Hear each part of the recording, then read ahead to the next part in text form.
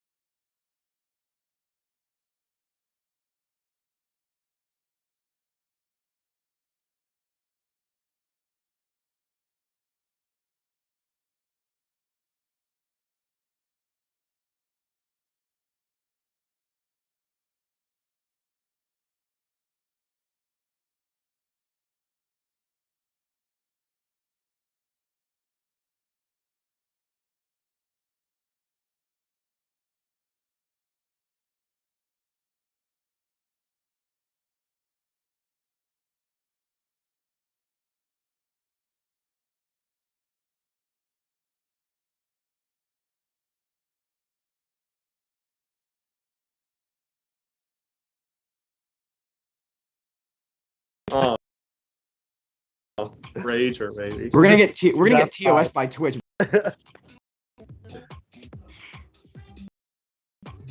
Just vibes. Simply vibing. Simply vibing indeed. No, the Brewers, I don't know. I just find them insufferable. I don't know. I dislike most of their players. I think Ryan Braun's a noted scumbag. Correct. Like, you know what I mean? Like, once Prince Fielder left and, like, Ricky Weeks wasn't on the team anymore, it's like there's no one on that team that I, like, actively would like to watch succeed at baseball. Yeah. I mean, I guess. Sure. I'm not gonna argue about not liking them. I mean, that makes sense. So. Bro, we gotta turn that off, man. What is going on? I don't. Nick, you are on mute, dog, and we can hear your music. And your music is we can't. It's bumping. Wait, hold up. Yeah, no, it's definitely him because I just muted him. Wait, how do I unmute? I don't know how to unmute. There's not an option to unmute him. Carson mutes you and doesn't know how to unmute you. Dude, I swear I'll screen share this right now. It doesn't say where I can unmute him. Nick, how do you gotta unmute yourself, bud? Nick, find a way. There we go. There we go. Hey, are we back? We King's back. King's back. This is the first time we've heard your voice. Like, oh, well. In a minute. Hello. Yeah. Hog. Aha, that would explain that. Hang on. I see Corgi ear. I see a Corgi. Corgi sighting. We're fixing problems on the fly. The Nick Tucker cutout is one of my favorite versions of Nick Tucker. It's elite. It's an elite background. It is great little. There we go. There we go. They have accidentally. Wow. Any of the old ballparks absolutely running away with one of our trivia questions, as it should be. Correct. I'm assuming the cell.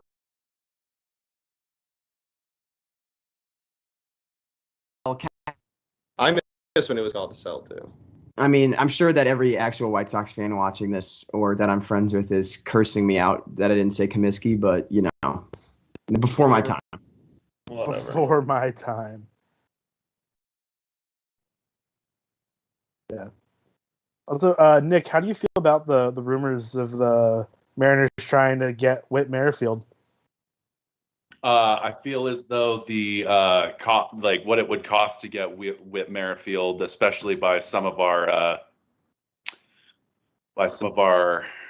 coworkers, maybe greatly overblown. Yeah, I'm very curious. I was at Scott stealing my line, man. I was about to say the same thing. I'm very curious what the Padres gave up. Oh, it was announced. Hold on, announced. Yeah, the song bomb? It was. Oh, geez, I saw it earlier. I think someone's.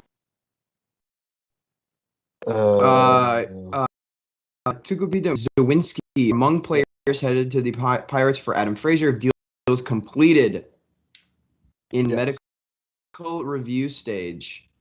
I have no idea who Sawinski is. Yeah, Robert Murray said 3 players included. So we got 2 of the names, but not the third, I guess, unless our disc tweet that I saw from Ken Rosenthal. Miliano, Marcano, and Sawinski. Okay. I don't know who Sawinski is. I recognize the other names, but Well, let's take a look here. Let me go to their top 30 prospects. Let's see what they're able to finesse for Mr. All-Star Adam Frazier. Number 5 prospect is yeah.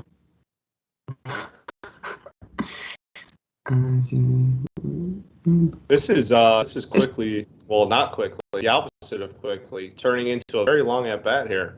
I know 1, 2, 3, 4, 5, 7 pitches so far. Yeah. Jose Brave strikeout challenge. Definitely, the more pitches he eats up here, the longer it looks like it might have to be a combined no-hitter for the Brewers in this game. True. Oh, is that what you opted for trivia? Yeah, 100%. I took. Oh, there he is. Okay, so Jack Sawinski, Double-A. Okay, there we go. He struck out. He did. He just plays Double-A ball. Do we have prospect rankings on them? The gentleman with the best name of the bunch is there. Okay. So that's the best person they gave up? I believe so. I'm looking as well. Mariners are 1 strike away from taking 3 of 4 against Oakland. Good. Hell yeah. Playoff bound Seattle Mariners. Yeah. I don't know. Yeah, Marcano should be in this game. They will be 50 minus 52 run differential. Get Nene, honestly. That's a big get Nene moment for sure. For sure. My favorite tweets of the day is just get Nene when the Mariners win. Run differential is like a propaganda stat. 100%. As my 500 team is a negative 50 run differential. It's definitely a propaganda stat. Oh yeah. Yeah, we chiseled into it today. Harrison Gooder, another incredible game. 130 now. Harrison Gooder. I'm telling you, I'm announcing this right now for the viewers. I officially have decided to stake and wage my reputation. I'm going to write a Harrison Bader is good actually article for Diamond Digest, and I am saying in the year of our Lord 2021, I am staking my good name on it, and for him to hit 188. Now that I've said that, see you're the staking side your effect? good name on it. But the thing I would be concerned about if I was you is the fact that you're trying to suggest that someone is good when bad is literally in their name. In their name. So my thing is I also write for the website, and now people are going to be like, oh, that's that website that tried to tell me that Harrison Bader was good. Any of them are smart. Yeah, and I don't know. the reputation of literally everyone It's true. because of your ignorance. I think You that's know my what? biggest. You know what? Tweet, Scott, you don't have to say about that. Is ignorance is bliss. All right. When I watch Harrison Bader rob one more home run the rest of the year, I'll conveniently ignore the fact that he'll be worth negative 0.9 WAR offensively the rest of the year. Okay, because I'll have one 5-star catch on ESPN, and I'll be like, and this is why Randy Rosarena is terrible. He stinks. Come on him. Mariners won that game. Mariners did win that game. Mariners be Get like, Nene Is this the door? Is this? I would like to see. Where is it? I would like to see the Dorktown effect. Could put that docuseries on the Falcons. Yeah, I can't wait for that. That's gonna be Is awesome. there going to be a Dorktown effect? Because first full season came out, Mariners, Mariners are good. the They're Giants. Unironically good at winning baseball. they're very fun to watch. Their bullpen has just got a couple guys in there, Lendl Griffin, where I'm he's kind of nowhere very good. Think about okay, Mariners bullpen is bizarrely one of the best bullpens in baseball right now. Exactly. True. But you got Paul Seawald, who no one had ever heard of, and is now one of the best relievers in baseball right now, in front of guys like Hader.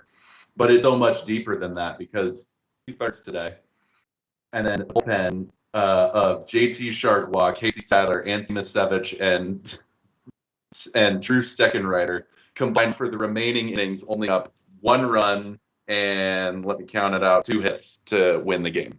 Not bad. Not bad at all. That's getting the job done. That While is we're- indeed getting the job done. While he's Also, on the best everyone's- DH in baseball plays in Seattle now. The second coming. Is probably going to stay, yeah. Yeah. Oh, what's the that's a call. Wait, Trade why? him.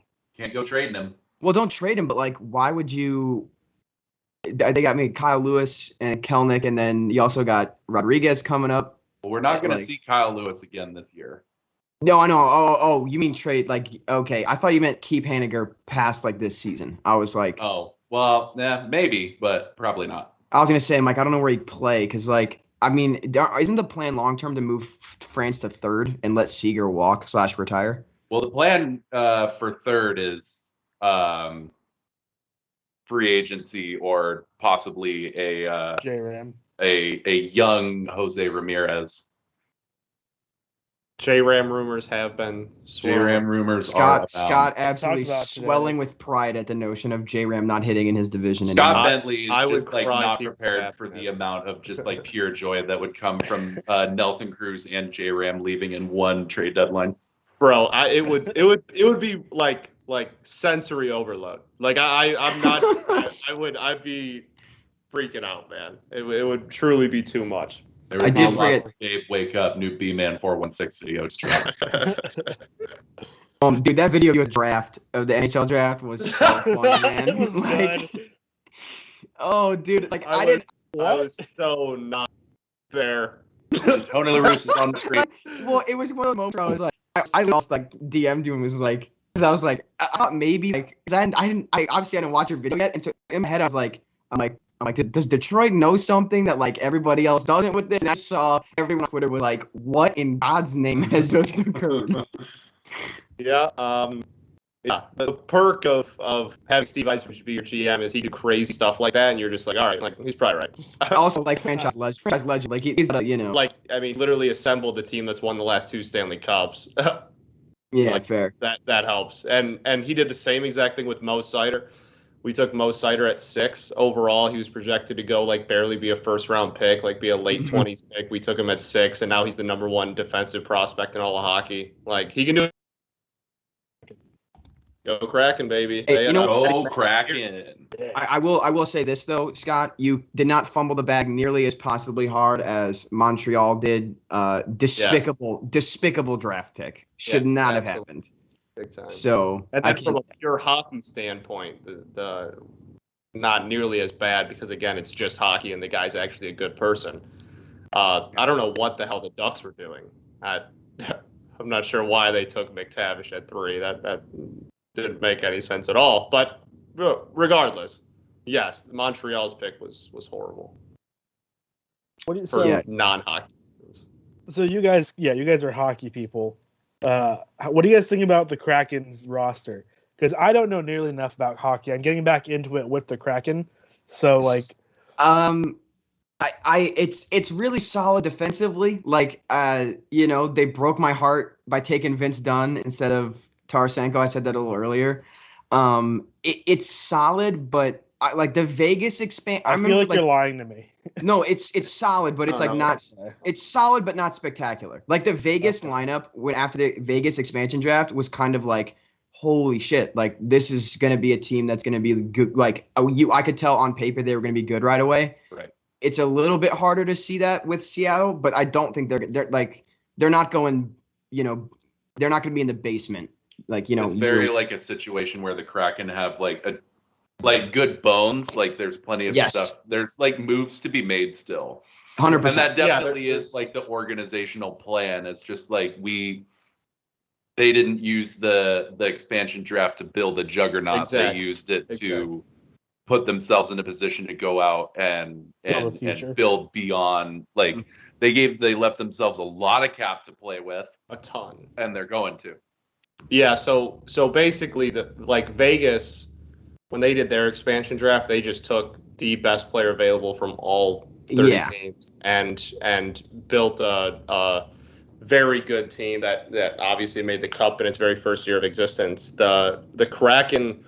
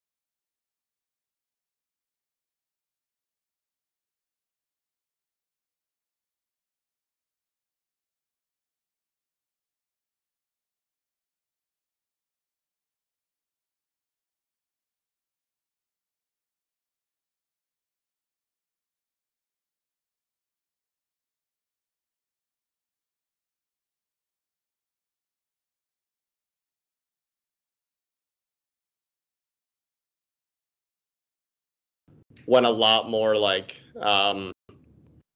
got guys that they know can be like captains and stuff, but also took a lot of young players and saved a lot of money. And then free agency starts like next week, and they are going to make a giant splashes in free agency. So that it's just different strategy. Like Vegas didn't do anything free agency; they just took agency class. And I also think had a great draft. Yeah, I think they did too. And I also think that like city identity really kind of went into like why Vegas went the route that they did with their expansion draft. Like Vegas, their entire traction type energy, and I think that the Kraken drafting the way they did was like indicative of like their belief in Seattle as a good sports city, of being like, we know that you guys are going to appreciate good hockey and you guys are going to appreciate like solid ownership that, you know, has a very long term, like the ability to like invest in the team and feel like you're getting a great return. I don't know. Like I think it's indicative of how much the Kraken like organization views the city in a positive light and its fan base, which I think is really cool. Question for the more informed hockey people here, because I am from, you know, I understand how the expansion draft works in a sort of big picture kind of way. Right. But one of the things I was curious about was we were talking about the Golden Knights and how they drafted their team, and they really just went out and they took the best available from every single team and built, you know, a machine gun with it. And I was wondering if like maybe some of the other teams in the league kind of learned from Vegas coming in and just doing that, and maybe they were little bit more careful about who they left unprotected. Yeah, big time. And that I also think that people, if you go back and look at the unprotected list, you will see some of the teams left their best players that had massive contracts just straight up unprotected, daring the Kraken to be like, all right, you can take our best player, but you're gonna have to pay him, you know, one of the biggest like Price is the biggest example. Yeah. Like ridiculous contract, and they just left him unprotected. And they're like, screw it, you know, you want him, you want to nut up and take on all that money, go for it. So I think there definitely was some I know that there was a much different strategy when it came to kind of like the last 2 or 3 people for every team's on their protection list. There was definitely a different strategy with this one than there was with the Vegas one. Absolutely. A little bit more like careful gamesmanship kind of thing. Yeah. Yes, sure. and also you saw people like that getting unprotected. Yeah. And the other thing too, there's been such a flurry of trades with that. I think teams contacted other teams, like the Blues are a great example, like trading for a defenseman,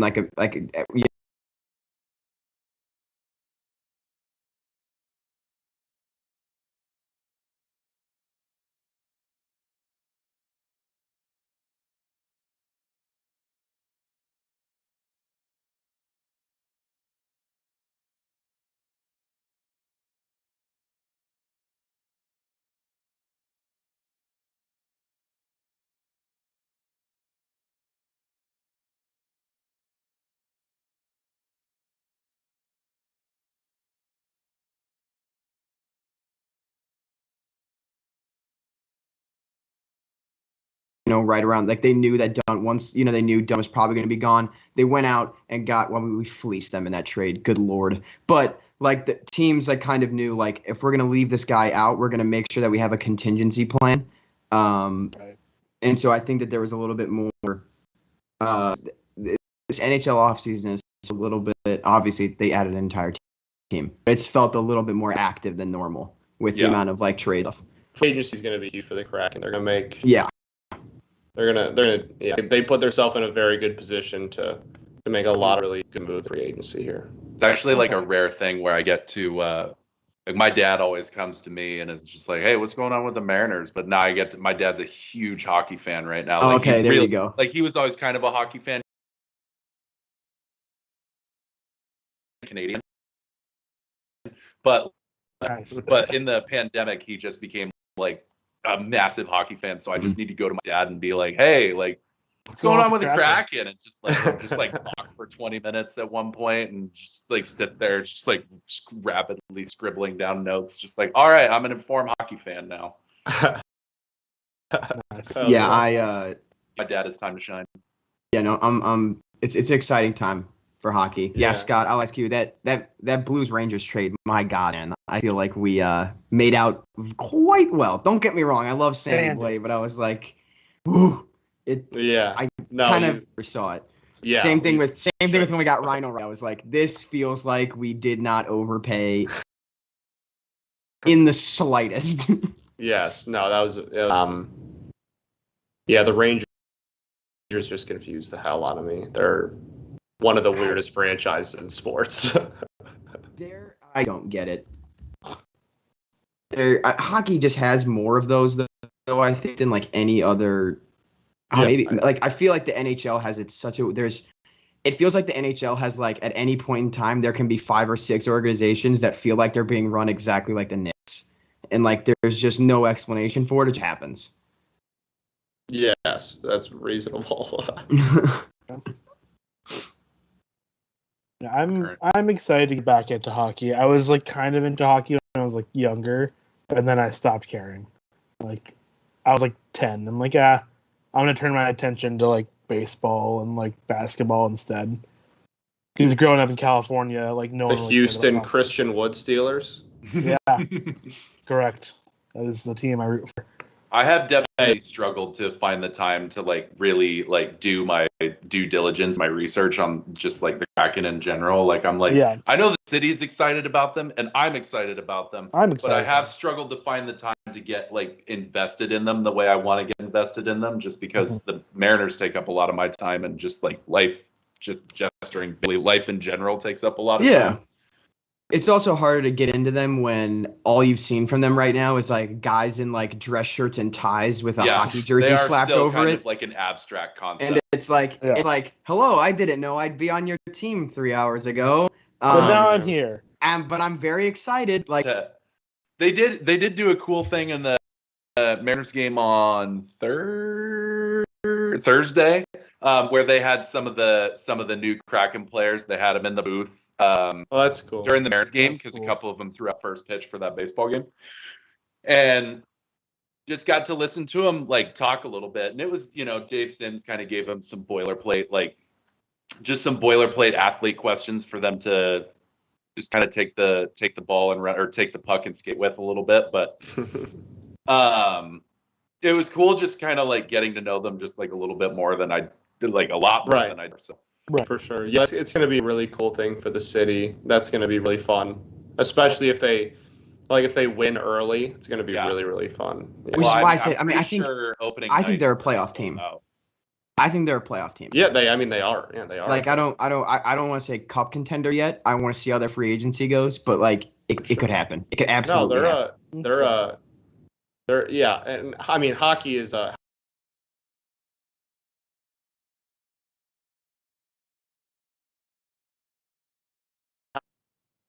sport. So like I absolutely think the playoff team. Who was that's a nice RBI there. RBI just happened. Yeah, I was gonna say the White Sox just scored. Anyway, continue though. I was just gonna ask, like, who's like primary, like, teams to watch, like, as a Kraken fan, like, who should we be?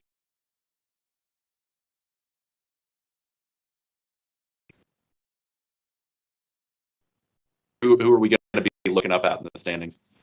Well, I think very early on, you and Vegas are going to. I was going to say that's opening night. That's opening night. That's the night. I think that's going to be a pretty.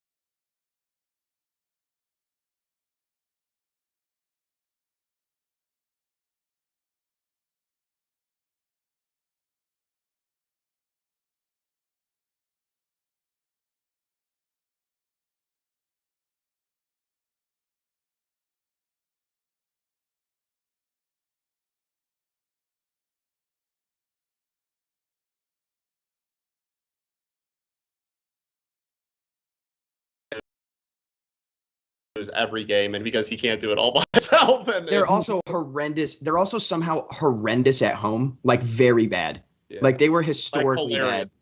Oh, oh my God! It's the 2 RBIs. Hey, ban the DH. Ban the DH, baby. Well, let's not get crazy, but like former Cardinal legend, and you loved it. Okay, cool. I can't mute him.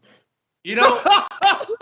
The funny thing about that RBI too is just that was a good swing, but he did not look like a hitter at all standing in the box. Like his guts hanging over. If you can find out, I love that while Carson's yelling, Diego just goes, "Oh, I can mute him," and then you just Carson. Yeah, I know how to unmute you. Oh, boo! Can you turn off his camera? I can remove him from the call. Yeah. No. Hang on. I got.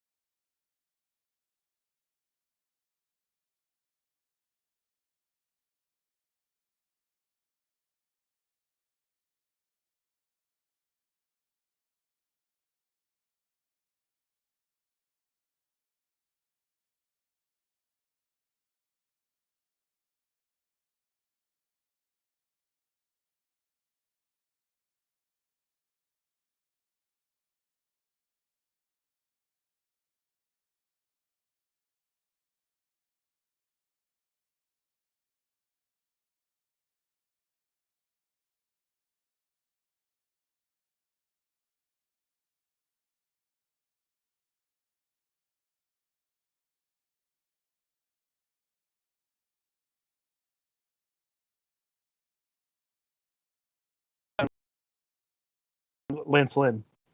Actually, yeah, I'm gonna look that up. You want me to look up Lance Lynn's BABIP right now? It's probably 100 or 1,000 right now. It might be close. Let's see. Come on, give me either that or like 500. Like it's tough. Yeah. Yeah. Maybe. What's his ex WOBA? That's what I'd like to know. Lance Lynn ex WOBA. All right, let's see here. Little fan graphs. I'll tell you this right now. In 2015, he did have about a 150 WOBA. His last one of his last full seasons hitting. Not bad at all. All right. Fangraphs load challenge. Right now. His BABIP. Why did it drop me all the way to the bottom there? No, not more batted ball. Just regular batted ball, please. Oh my gosh. His BABIP this season is 239. Yeah. He's hitting 188. How many ABs does he have? Oh, the Padres also got cash in addition to Adam Frazier, by the way. Of course they did. I don't know how much, but they He got does some cash. freaking, what's his name?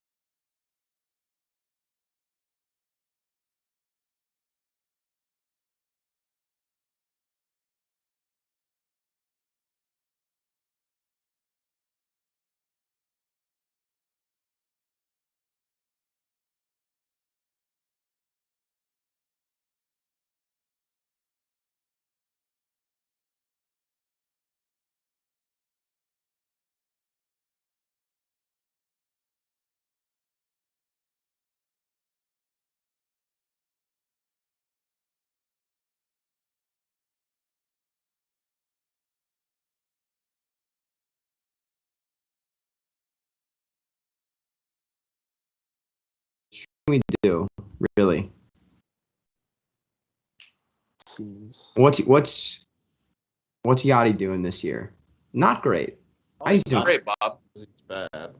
He did make the All-Star game, so that's cool. Nah, he shouldn't have. It does give him 10 All-Star games. That's a nice round number. It's So- like the biggest cookie moment of all time, by the way. Yeah. No, biggest cookie moment of all time is undoubtedly Salvador Perez starting in the All-Star game. Ridiculous. That's fair. I mean, I'm not sure. I feel like Yadier Molina getting, He was only there because like two replacement. other people got injured. Yeah, And then I he feel like also given didn't play that- because he was also injured. So he was named one but didn't even play. Yeah, that's what I'm saying. Like, it's that's even worse. Is it though? That's the fault of the All-Star game committee or whoever picks. It's Dave Roberts, isn't it? It's Dave Roberts' fault. Take it Yeah, up with Dave Roberts, I guess. Dave Roberts is also supposed to have like 75 wins by now, but look where we're at. Like, Yeah, true. Dave Roberts, bad they manager. are back on. We are back on. Dave. No, I'm kidding. Dave Roberts is a manager. It's layout fire, Matthew says. Who said that? Matthew Oh. did. It's still Oh, just oh. like the we'll be right back screen. No. I have us it's back. back. I Yeah, have it's us back. I have us Oh, back. you do? Oh, we're back. We are back. We back, boys. We back. We booling. We are live. MVP booling moment. Part 2. Bowling. Yeah. You know what also makes me a little upset? That people think Gabe Kapler's a good manager, because he's not. I don't think he is either, yeah. He's pretty good at managing a bench, but he's awful at managing a bullpen. Yeah. Is it Joe Madden bad or? Maybe. Is it It's Brett not Austin's good. I'll back? tell you what. While we're on the subject, I'd like to ask just the group in general. How much do we value like bullpen management in terms of like a manager's role with a team? Like how important do we feel like that really is? If you're out in Cleveland, you can have a 10-win manager, you know. So Well, yeah, of course. Like you grow up a Cardinals fan. Like La Russa had like the binder and like invented like the concept of like the modern, well, not the modern bullpen, but like the concept of like having like a closer and like doing all like and matchup based stuff and like making those kind of substitutions and stuff. So as a kid, a lot of what I heard and like got reflected back to me was the reason the Cardinals do so well is like they're great with like situational like hitting and pitching. So I would say that I take stock into it because I was told that's what the manager of my childhood team was really good at, and we did really well. So it's fair. I understand that. And I think it's true that I think La Russa was responsible for using the bullpen the way they did back in those 2000s teams that were so good. But I think it's a lot of those bullpen decisions are just kind of like made up top now because they just hand down the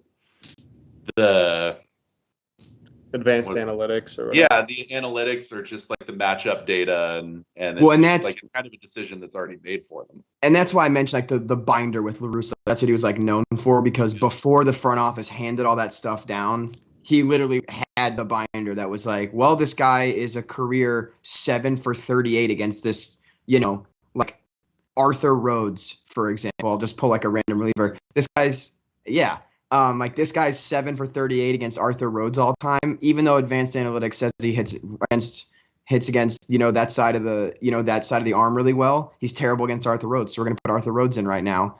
And so that's why I think for me, I say yes. Because it also comes talked over you.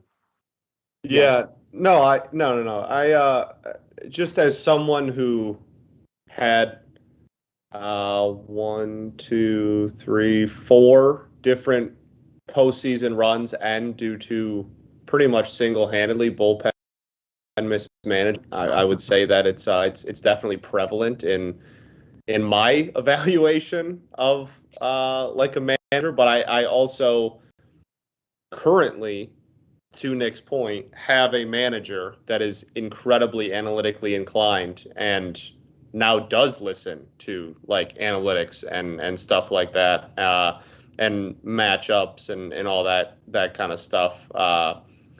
So I think that it is very important, but I also agree with Nick that it, like, if you just listen to numbers, like, So Scott, I do have a question. So the Detroit Tigers have made the playoffs 5 times in your life. Are you claiming that the one time it wasn't because of bullpen mismanagement? It was the 2006 World Series where you were simply outclassed by a better team?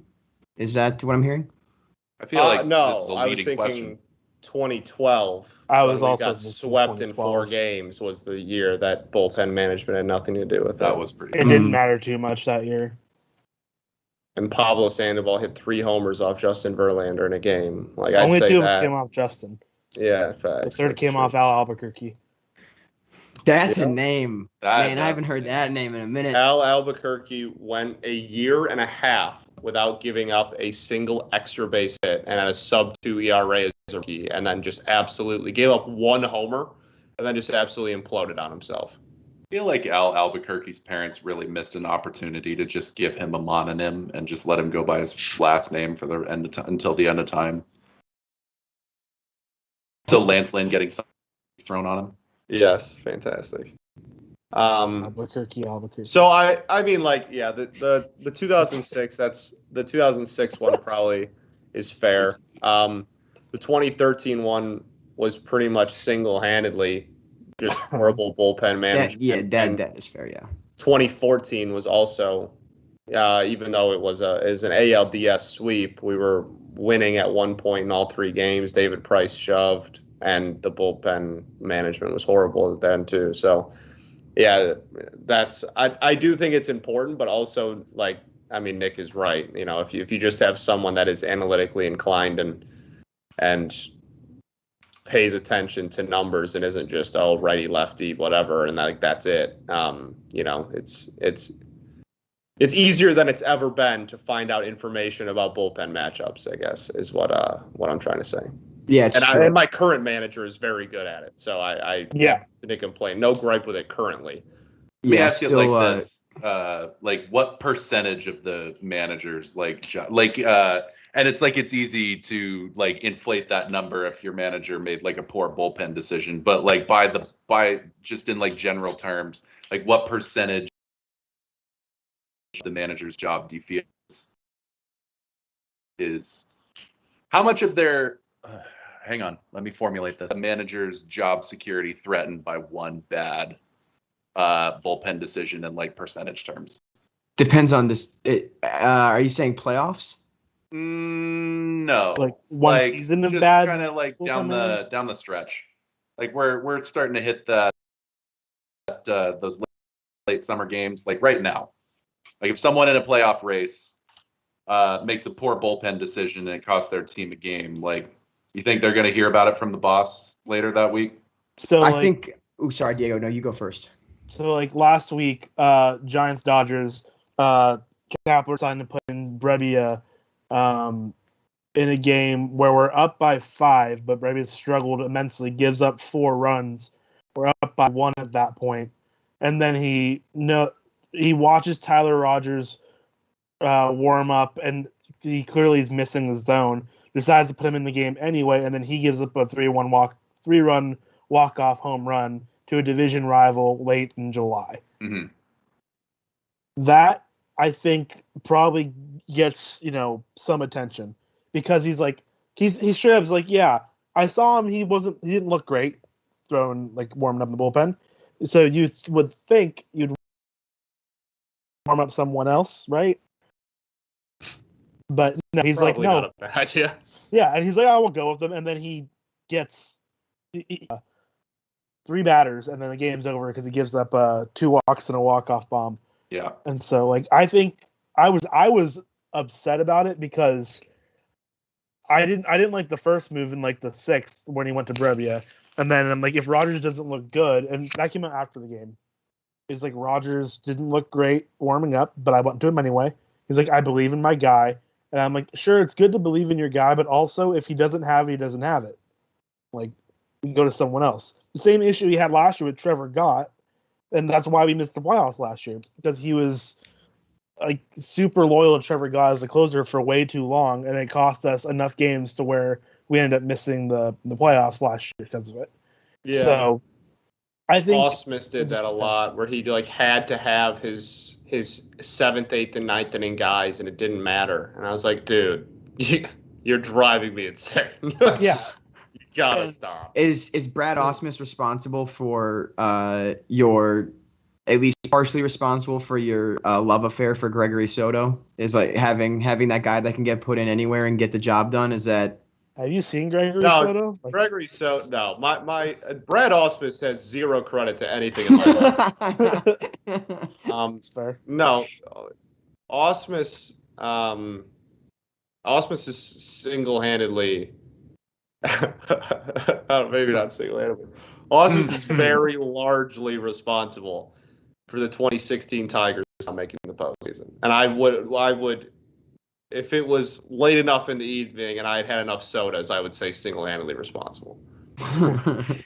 We were a game out of the postseason, with 3 games left, and we're playing the Braves, who in 2016 were arguably the worst team in baseball.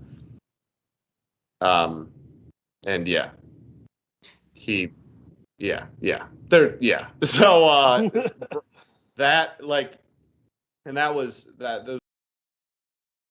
the biggest frustration with Ausmus was his bullpen management was absolutely horrific. And a lot of it was this guy has to be a 7th inning guy, this guy has to be an 8th, this guy has to be a 9th, and then there was a comment he had made about worrying about righty lefty or like player matchups or whatever. Like I don't even know I still don't know what his evaluation was. Like I think he just was like, let's just go with frickin' Bruce Rondon today. Like I genuinely have no idea what he used to evaluate his bullpen, but whatever method he used, it was absolutely atrocious. What is it with former MLB catchers as managers? Because you could have just replaced Mike Matheny in that Brad Ausmus spiel, and it would have been the exact same things from me.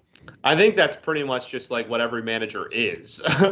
Yeah. like former MLB catcher? Yeah, I guess. Yeah. Tony Service, former MLB catcher. Bruce Bochy. Not necessarily MLB, just professional level. I mean, like, they're chill though. Fair. Like 80% of MLB managers are former catchers. Like, yeah. that's just. It's rare that you don't get that. I think the only one I can think off the top of my head is Gabe Kapler because he was an outfielder. Yeah. Scott, there's a timeline that exists based off your logic of your 80% of managers or catchers and stuff. There's a timeline that exists in which Yadier Molina becomes a manager of the Detroit Tigers at some point in your life. I feel like that timeline isn't too far away from our own. Yeah, I don't think so either. I don't think so. I'm going to Rick and Morty my way into blowing up that timeline. As you should, honestly. That timeline will not exist. Scott, I don't think you understand the tears of pure, unfiltered joy I would cry waiting for the Twitter video to drop from you if the day Yadier Molina got hired. To see you in your car and just see what you have to say, I would. Oh, baby, that would be livid. I want to hear because if the team was good enough, Scott would. I want to see Scott have to like do the. Well, you don't know. I want to see the Scott Bentley backpedal tour of Yadier Molina's legacy. So badly. I don't think Scott Bentley would ever do that. I think the Tigers to the promised land, and Scott would still be like, who was the guy at the World Series parade that had the Fire Budenholzer sign for the Bucks championship parade? That was awesome. I respect. We're gonna be going down one word now, Molina. Not a Hall of Famer. You're gonna have the Tigers will win 4 World Series in a row, and you'll have Brian McCann should be our manager on a sign. Give me Benji. Give me Jose. Hall of Fame manager, not player. It's like the microphone meme where it's like everyone is like talking to the one. There's like 1,000 microphones. Yeah. And Scott's just over here with one microphone, just with his arms crossed, just like we should fire Molina. I want Jose instead. Doesn't he do? I think he's the Cardinals' Spanish play-by-play guy. Is he? It's either Jose or Benji. No, Jose still, I'm pretty sure, on the Angels coaching staff. Okay, so yeah, Benji does play-by-play for the Cardinals Spanish radio. Benji, I don't know where Benji is these days. Yeah, those are. I do enjoy this. It's red. I think so. Good ball. It's always funny when Molina gets a hit because it's always very like. Hey, I know that guy. Wait, who is Ben? I swear. But also, Baden's like doggo in the background talking about next pup just absolutely. Look at him. He's so good. I love him. While you were telling a story earlier, he did the most sassy walk that I've ever seen. I was trying not to laugh. Exceedingly so sassy dog. Diego and I were just laughing as you're telling this story because he did the sassiest hip thrusting walk ever. That he got spot and he just went. He just went down. He's really upset because his mom and his dad are out of town, so he's got to spend the whole weekend with his uncle. He's not happy about it. Wait, I'm so confused because it lists Benji as on the Cardinals website as like a broadcaster, but is he working for the Rangers still? I'm so confused. I do want to take a quick second because some time ago while we were talking about that, Peyton in chat asked, "Is Scott Service the manager of the future for the Mariners?" And I feel like if you'd asked me this question this time last year, I would have said no pretty emphatically. But right now, I feel like Scott Service, if not a frontrunner for American League Manager of the Year. And like the reason I brought up like the whole like how much do you value bullpen decision making for a manager is because like until this year in Service tenure, everyone hated the way he used the bullpen, but everyone conveniently forget that what did you want him to do? Like he had terrible bullpens. Right. And then all of a sudden this year, Jerry Dipoto builds him one of the best bullpen in baseball, and he's using it properly. So we're in baseball right now. And I think, I don't know if the team decides to keep him on, but I think if they did, I think he definitely could be the manager of the next truly great Mariners team. I don't know. I've always kind of liked him. Like you just mentioned, like about like clubhouse environment and stuff. Like it always seems like the Mariners up until this year, like in the past couple years, like they weren't like a playoff team, but they kind of had that energy and like that excitement in the game about them and stuff. And this year, I think like that's carried over, and now they're a winning product. And I don't know, like it's very eye test. Obviously, you're a Mariners fan, so obviously you gave a much more analytical perspective. But from an outside perspective, like the way that, like even at the game today, he was like barking at the ump for like some absolutely horrendous calls. Terrible call, by the way. Those are all there. Yeah. Like but like that's the kind of stuff that like you look for like a manager that's taken a team that was rebuilding through. Like if you're gonna carry a guy like that through, like when the Cubs were getting good again, like Dale Sveum wasn't like out there like that for the Cubs when they were like starting to get good again. So, yeah, I don't know. It seems like a good manager, and probably if they make the playoffs, should 100% win Manager of the Year. But I'm terrified that if they don't, it's going to be Tony La Russa. One of the other things too is Scott. One of the reasons the Mariners hired Scott, and one of the things he's talked about like openly and publicly before, is that he said that he really likes managing like very young rebuilding teams. Mm-hmm. And I think it would just be kind of not very cool if this team started to reach that point, or maybe it already has, that's a different discussion, but this team starts to reach a point where it is contending for the playoffs or a title in sometime in the future, hopefully. And they just say, yeah, you did all the hard work, and thanks for that. Bye. For sure. And I think Jerry's I think players would, I mean, I know, obviously I don't know any of them personally, but I feel like that's something that players would be upset at too. Yeah. Well, I mean, players have, and recently Mariners players have discussed like how apprehensive they are about the trade deadline, because they really don't want to break up the squad. Like it is clearly a very tightly knit clubhouse. And I think they are apprehensive about one of their own leaving, but as well as that, they're apprehensive about adding to it. Well, and I think the other reason that he has maybe more job security than the average like manager who's been going through a rebuild would is first year as a manager. He like if I'm remembering correctly, they won like 86, 87 games like in like his first 3 years, and then they were like bad in 19 and like 20 doesn't really count, and now they're winning again. Like if I remember correctly, he's had more winning seasons than losing, or it's like half and half if you include this year. Scott's first season as a manager for the Mariners was 2016. He managed the full season, and they went 86-76 next year, 78-84, then 89-73 in 2018, and then they tore it down, and then it was 68-94.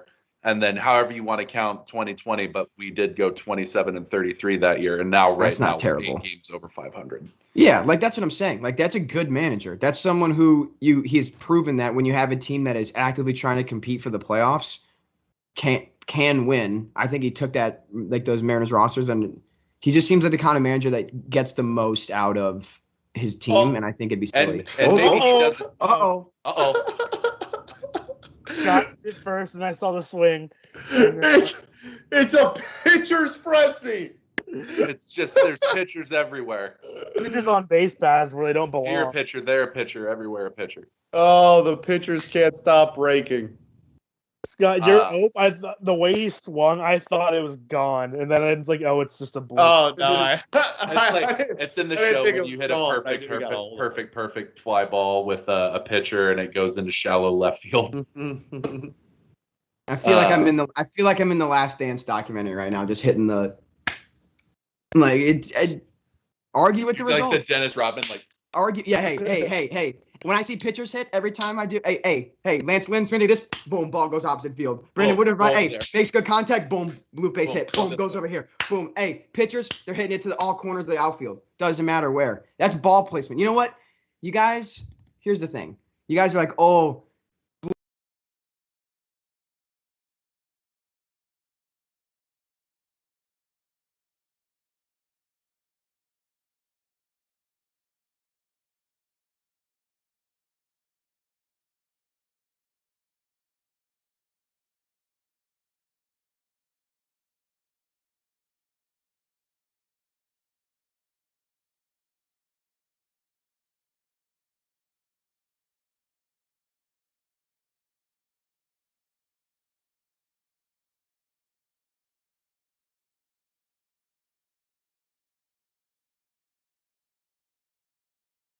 Loop single shouldn't really count, but when David Fletcher does it twice a game for 20 games, everyone on Angels Twitter loses their minds. All right, Angels Twitter also just wants any sort of offense for that bulimic, whatever they've got down there.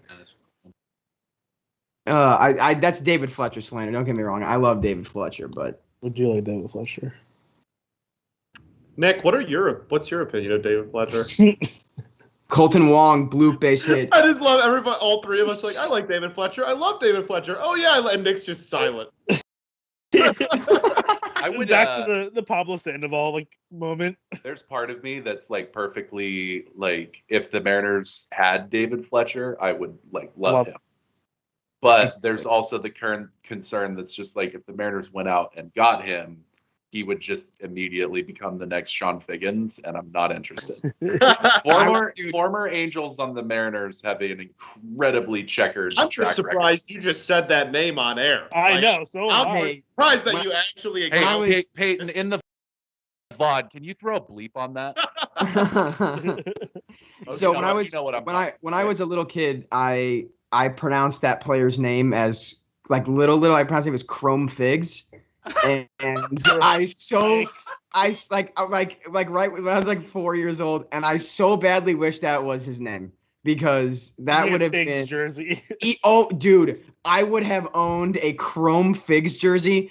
You know what I would have done? I would have gone on MLB.com/shop, and I would have gotten I would have paid for a custom jersey that said, so it had first name and last name. I want the full Chrome Figs. That would have been pretty hard, honestly. You said, right? I don't think it's too late for you to do that. I am. Yeah, you can do that now. But Diamond Digest potential merch? Question mark. Potential merch. Go baseball. Go baseball. Hit our shop, baby. I should have wore the T-shirt. But yeah, that'd be a sick. I want Mariners legend Chrome Figs. Okay, well now you've gone way too far. Just Chrome Figs. Diego, kick him. It's a fictional player. It's a fictional player. You can't get mad at me. It doesn't exist. It's Chrome Figs. Bro, you can't acknowledge. You cannot acknowledge Sean Figgins being a Mariner in the presence of Nick. You literally can't. It's not allowed. I can't get mad at. I'm talking about a fictional player. I don't know who you're talking about. I'm talking about Chrome Figs. Who is that? We don't know. Different guy entirely. Apple juice if this nonsense keeps. Fangraphs. Let me pull up Chrome Figs on Fangraphs. Chrome Figs. It's just an 1800s Mariners. If you did that, maybe you'd find out why I hate that jersey idea. Yeah. You should check out his Mariners outboard. Your own question.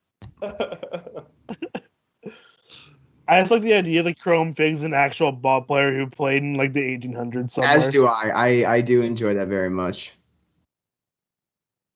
I mean, he wasn't terrible. Yeah. Get Jeremy Frank in here. Does he know anything about anybody named Chrome Figs? Oh, brutal. Brutal. Good pitch though. Good pitch. All right, we're gonna take a break for this this end of this inning. We'll be back at top of 4.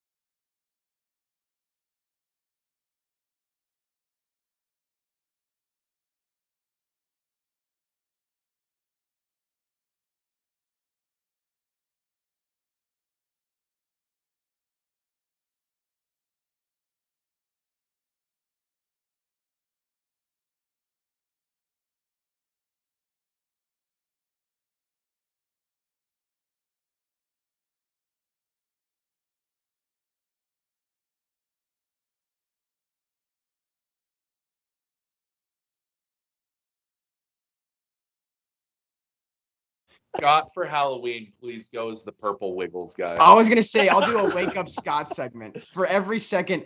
You know what? How about this? For every if Scott's not on time for first pitch, he has to wear the purple Wiggles turtleneck, and we will play like Wake Up Jeff for a good 15 seconds. What I want is for Scott to move to Seattle, and then him and I move in together, and I just like have like a weekly like video series where I just like go into his room and wake him up by like throwing like a random object on him. Like I just walk into his room, and it's just like 1 week I throw a sock at his face and be like, "Wake up, bitch!" And then the next week I walk into his room and I throw like a live animal on him and be like, "Serious." It just gradually increases in abuse standing. So you get to the point where it's just like, so what I've done is I've hired action movie star Jason Statham to come in and just absolutely rip one right in Scott's face. So you start throwing 5 people. Right? I've got Marshall and he's gonna RKO Scott in his bed. Today I've gotten former champion Rob Van Dam to come in and RVD Scott onto his mattress. Today I've brought in Jacob DeGrom to throw fastballs. John Cena's hey, we gotta work our way up. He's going to come in and he's going to axe kick Scott's bed in half and then do a splits on his confused body. We'll move his bed outside and we'll have Jeff Hardy like swanton off. I hired a hitman to come in and kill Scott. Well, honestly, I feel like we're gonna recreate the plot of a well-known movie. I've hired Ninja. We've set up a gaming setup in Scott's bedroom. Hey, that's Ninja's worse. Going to go live on stream in Scott's bedroom while he's asleep. He has no idea this is happening. I've welded. Like and subscribe, guys. I've welded Ninja underwear to Scott Bentley, and he cannot take them off. No cap. Midstream, Scott's in the back. He's like, "Hello, hello." It's like the vine of the girl getting water poured on her face. Hello.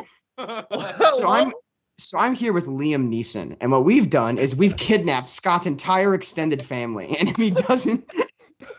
We've hired a local porn star to come in and film a scene. No, my God. Gosh, while he's sleeping. I gave this guy a court $50 to come in and snuggle Scott until he wakes up. All right, guys, here's what we've done. We've pranked Scott so hard. We found a woman with similar interests and tastes that would love to go on a nice dinner with him. And what we've done is we've spent $1,200 on a brand new outfit for him. Like we're just pranks, but they're just elaborately nice things to do. Like she's currently in dentistry school, hoping to open her own practice. That I cooked it perfectly. All right, everybody. I've gone to my local precinct, and I bailed Jimmy the arsonist out of jail, and I put him in Scott's bedroom with a hidden camera. Let's watch what happens. I also gave him a lighter in case that wasn't. Yeah, I gave him a flint and steel, and just told him to go nuts, kiddo. The survivor pack of the thing. Let's see what happens. That's just the episode of It's Always Sunny in Philadelphia when they get hooked on meth, they go on welfare. I put a live creeper in Scott's bedroom. Did Scott get addicted to crack? The problem is Scott is also dangerously close to Nick's house with the creeper. So there might be yelling if Scott blows up half of Nick's house. I'm trying to sleep, but I can't because there's monsters nearby. Oh my God.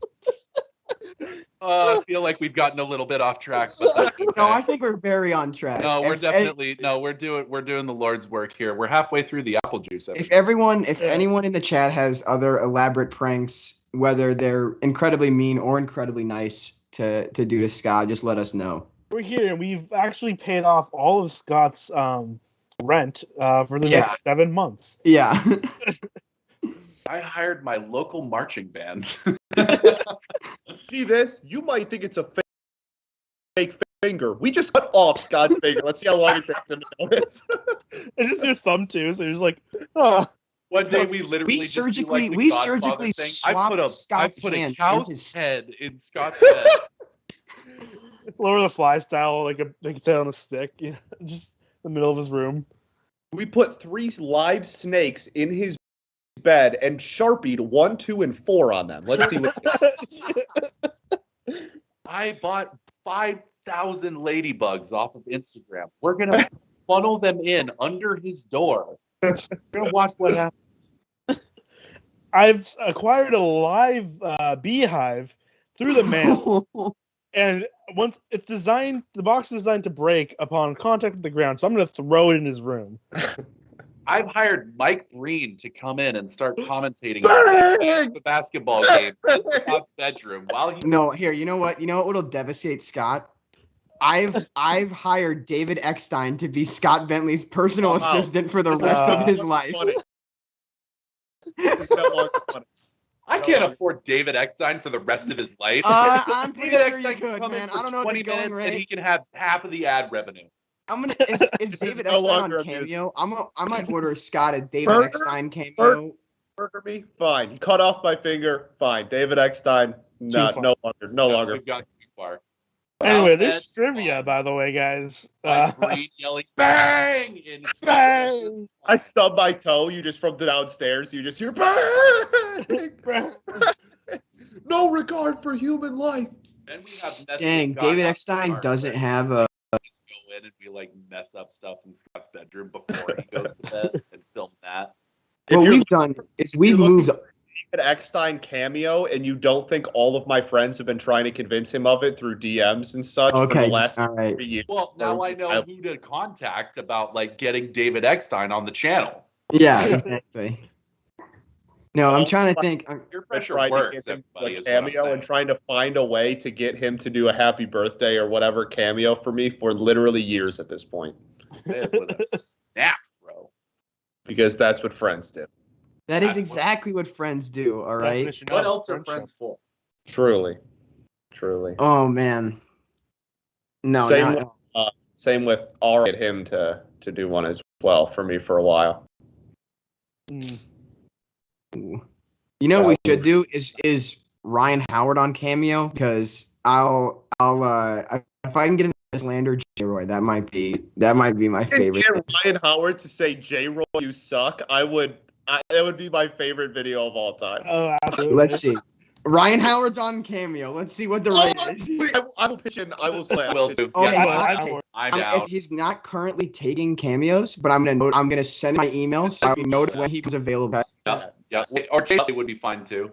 No, That has to be It's not- right. I think it's got to be Ryan Howard. Yeah, you're right. Gotta have it. Yes. Both do it. Can we get both do it like always sunny That style? would be- Yep. He does have Or Shane Victorino.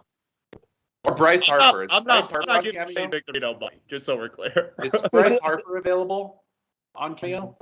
I would love to get Bryce Harper saying, My 2015 was a fluke. Ryan had like almost all 5-star reviews too, so I think that he would be more than game too. Yeah, no, I Like think all the yeah. reviews are like he was so good out, like it was a good, like a fun time. So we gotta get it, man. I'm I want to know how much his rate would be. Well, I don't what know. I'm thinking is we get paid to clip this conversation and then we post it on Twitter and we get to like 20,000 likes. It's And true. then right Oh now, my God, we could get. I gotta do this now. Social media wants me to do it. I'll get these. So right now, here, we've got work for J-Roy. All you need to know. Huge And fan. He's a fan. massive fan of yours. Massive fan. Like, we just need you to tell me something. We That's all get we do. comedic part of it. We You're try to gonna tell me see something. And like you J-Roy can do like and 60-second thing where just like the first seconds, like, hey J-Roy, and the other 58 seconds are just like, nah, I'm just kidding. It was a bit. Love you. You're gonna offend Yeah, whoever you want absolutely. the rest. We but need the need clip. that second clip. All day he sucks. We just Yeah, and that would be hilarious. We're willing to pay extra, like We one, won't pay you. maybe 2% extra. Yeah, we know how Sure, much you very charge. We are all like college graduates, recent college graduates, probably. I don't know. Like, for dropouts. Sure. yeah, that- Yeah, Hey, whatever. there's Whatever you being a want. dropout and being a successful dropout, Scott. All right, you're in the latter, not the former. All right. either way, Bill Gates, Mark We have money. Zuckerberg, watch we're watch willing your to pay. ass. We don't have money, but we'll Oh, absolutely pay you what Dude. little money you have. Larry Just Bow was for on cameo. cameo, but I confused him with Lenny Dykstra, and it was only like $50, and I thought I could get a cameo from Lenny Dykstra, and I'm like, yo, that would have been. A really interesting person to confuse. Larry Bow. I was just looking at the Phillies cameo section to see, like, is there anybody? Also, you can get a Gabe Cap cameo for $8, dude. I'm going on Cameo. I'm going on Cameo. Thanks everybody for tuning in. This has now become a Cameo stream. Yeah, I'm very Jonathan Papelbon as well. Don't. What was it like and choked out in the dugout? I don't know. Was he the one? Wait, oh my God, you can. Lenny Dykstra's only $95. Yo. Pete Alonso's $300. I can get a Julio one, but I already knew that. I can get a Jake Fraley one. Can I get Jake Fraley on Cameo to say I've been vaccinated, even though that's a lie? He hasn't been. I now need is Karen Check on Cameo. I need a Oh saying, yes. I'll look him up right now. I No, need like let's- water. Wait, We Edward gotta Martinez give is on Cameo? Karinchak, we gotta give a script where we can just super cut the video so it says ACAB. But he like we write the script so we can super cut it and be Hey, like, love this cameo from Yes. For car. Like just make him do that, then we just clip the A is also for apples, and B is for bet you don't know how this video is gonna end. Nelson Cruz is on Cameo starting at $200. Can I get Nelson Cruz on Cameo telling Scott Bentley to just suck an egg? So I don't know if he still is, but once upon a time, Pablo Sandoval almost did that as well. But I think when we looked, it was like the early days of Cameo, and he was still a relatively decent name and was way too expensive. But Pablo Sandoval, Pujols is $700. Rajay Davis is $30. oh, that's a king. I'd do that. Incredible. Dude, Xavier Scruggs is only $20. Xavier Scruggs is a good guy, man. He is. Andy Chavez is on Cameo starting at $36. Tyler Heineman for 15. I love that guy. Not bad. Let's go baseball. Let's go Michael baseball. Morris for 50? Was that 2000 or 2000? 2000 the catch in was that the NLCS when he had the catch in left field? Who?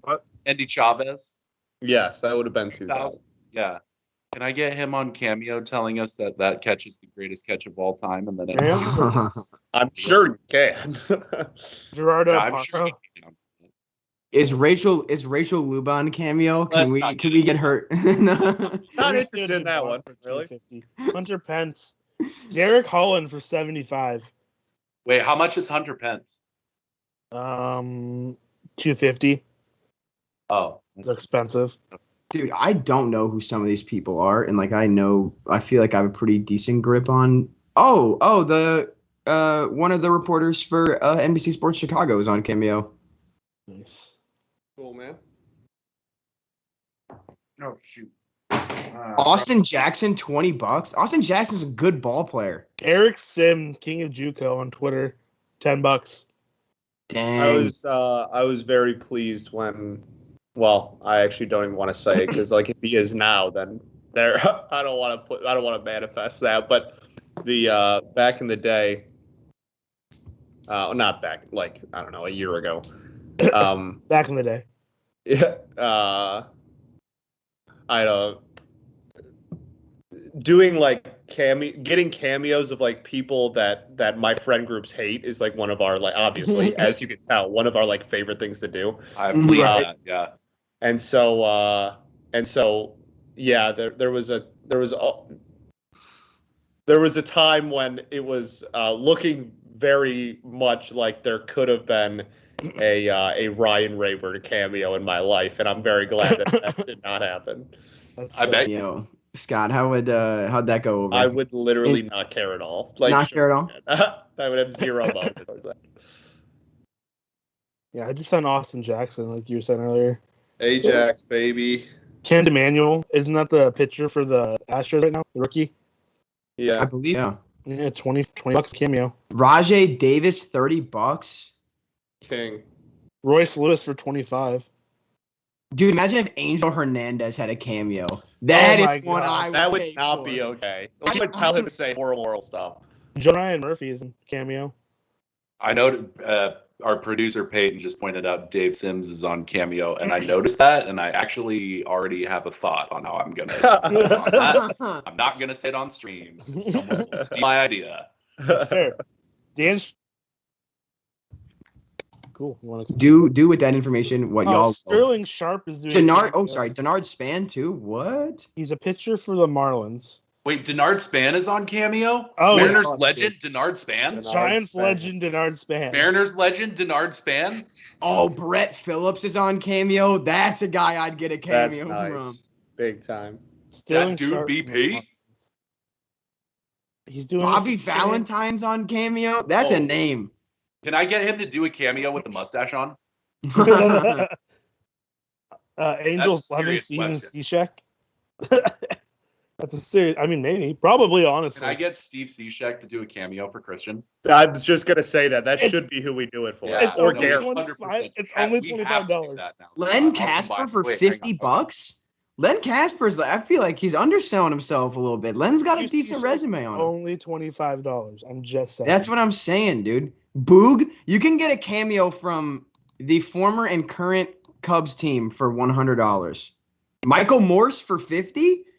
Giants Yeah, that legend. one's- Oh yeah, Giants legend Michael Morse.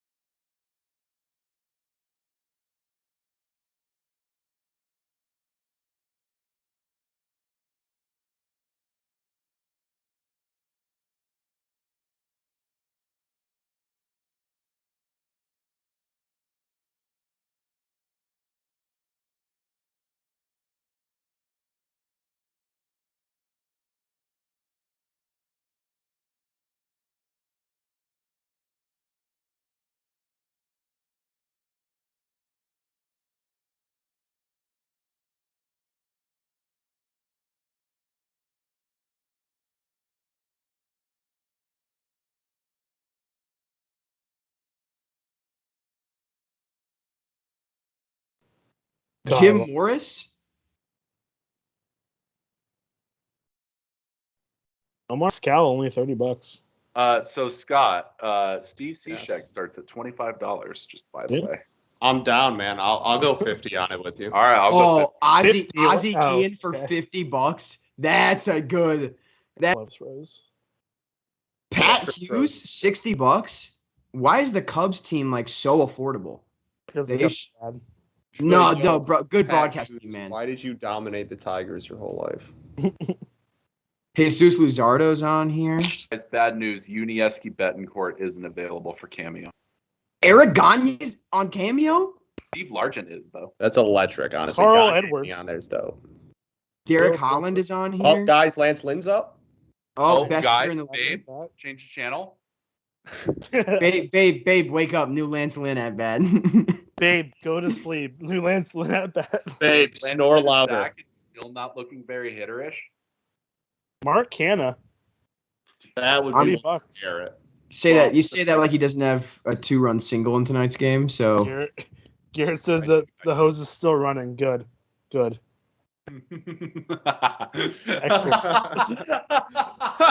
That's so That fun, is a man. deep cut. That's a deep cut. That is long con. That is the definition of a long con. Oh yeah, I don't remember the number. I hope I. it was like 42 quintillion. It's still on my whiteboard. It's still on the whiteboard. Let's Still go. on the whiteboard. Wait, hold on. When I tweeted my last whiteboard update, it should still be on there. Hold on. That's beautiful. I love that. So let's see. Where's it? Yep, Dontre Willis, not 46 quintillion. 46. Wait, quintillion. D-Train's on there? That's ludicrous. D-Train's on there, dude. For 1 I inch, love right? That's what we D-Train. said. 1 inch. Yep. 1 inch of water. Look out, Utah. Jose Look Canseco. at it, Jose Canseco for $100, man. That I believe it. Do we think that the flooding Utah thing would have been made faster if we were pouring it directly in to the Great Salt Lake? And we're adding to an existing water source? Well, here's the thing. We also didn't account for the existing water there. We just said surface area, water. We didn't Yeah, account we for were depth or considering this anything. like a Dude, flat. Dude, Yeah. guys, no way. Noted Nebraska. terrible baseball player, Whit Merrifield, $100. That's crazy. You know what? I don't like the way that you're talking about future. Garrett, C-check's $25, right? Yes. Yeah, C-check's $25. No, don't Grant- tell him that. Well, Now he's gonna go get a C-check one too. he said he's I gonna. wanted this to wants just to be a make him me and read. Scott Yeah, thing. yeah, guys, don't. I Yeah. want to make him read his inherited runners allowed stats. Yes, that's so funny. That's pretty good. Never mind. No, Garrett, you do that. I want to read that. I want to see that. I wanna see never that mind, video Garrett. as That's a well. good idea. I would love to see. I would love to see someone do an article like tier ranking if every MLB like player on Cameo and if they're under or overrating their price total. Oh my god! Like, is Jackie Bradley I think- Jr. worth $150? I personally say no. He's Well, hitting now like we're a getting buck back 70. into the Bryce I Harper think thing. JF did something like that. I think you also have to account, like, if he hasn't updated his price since he left Boston, like, just being a Red Sox player probably helps that a little bit. Yeah. Versus like the Brian Brewers. Cashman is on this? Oh. No way. We're getting that for Peyton. Wait. Dude. Is New York Mets former general manager that Robinson Cano's agent. Oh, yeah. Is he on Cameo? No way. Aaron Boone is on Cameo as well. Brett For like Boone is also $500 on Cameo. combined, I we noticed could that get when I was searching we could for get the GM and the manager of the Yankees on Cameo. That's incredible. Nice. I'm pretty sure, yeah, Jeremy, the founder of Diamond Digest, Not sponsored by. he wrote Not sponsored. Yeah. he wrote we an should article be. about it, about Cameo, like players or something.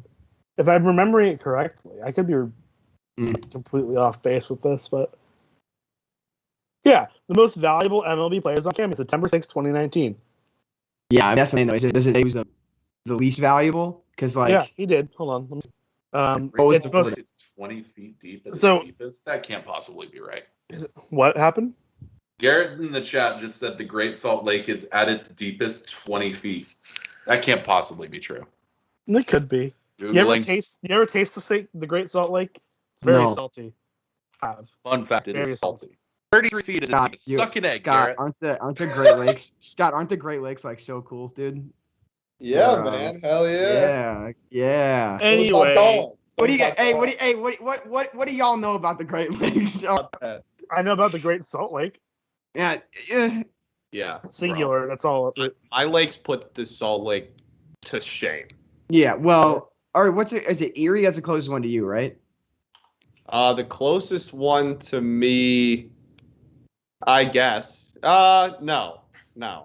That's Like, is it Michigan? well,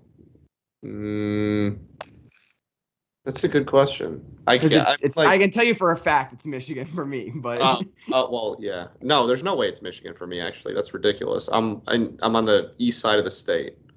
right, that's what I thought. East. What an inferior cardinal direction. It's true. It's all about the West. baby. Erie is. I'm technically the closest to Erie, and then Huron Okay, yeah. there too. All right. Anyway, according to Jeremy's article, like he did it based on like war or something like that. I didn't actually read this, but I read it at one point. Just I don't remember it, but I remember Like it being war something- per million, something like that. something like that. Yeah. So like there's a bargain price and then the price they're charging. So like what they could realistically charge. So the best player to get, at least at the time, was Ivan Rodriguez, was charging $100. Pudge Rodriguez for $100, but he was worth 130 pretty much. Dog. And so yeah, and then the least valuable would have been Mariano Rivera because he was charging 500. He was only worth like 170 or something like that. Yeah, it's $750 for Mo now on Cameo. That feels a bit much. Glass now used to be 60. That's probably gone up since. Yeah, I'm sure it has. But yeah, when he wrote that article, that was a couple years Jazz, ago. I have to assume Jazz at 55 has got to be a steal right now. Yeah, that's good value. That's good Yeah. value. And value is only going to go up. I mean, you gotta get in now. Brandon Finnegan. That's a name I haven't heard in a while. Former Red, if I remember correctly. Current, right? I think still. No. I think he's in their minor leagues. Oh, okay. I was gonna say, I'm like, Royals legend, Brandon Finnegan. Yeah, minors for the Reds. World Series champion Brandon Finnegan, was he on the playoff roster? Oh no, got traded midseason. That's brutal. He's not a World Series champion, no. He repeated.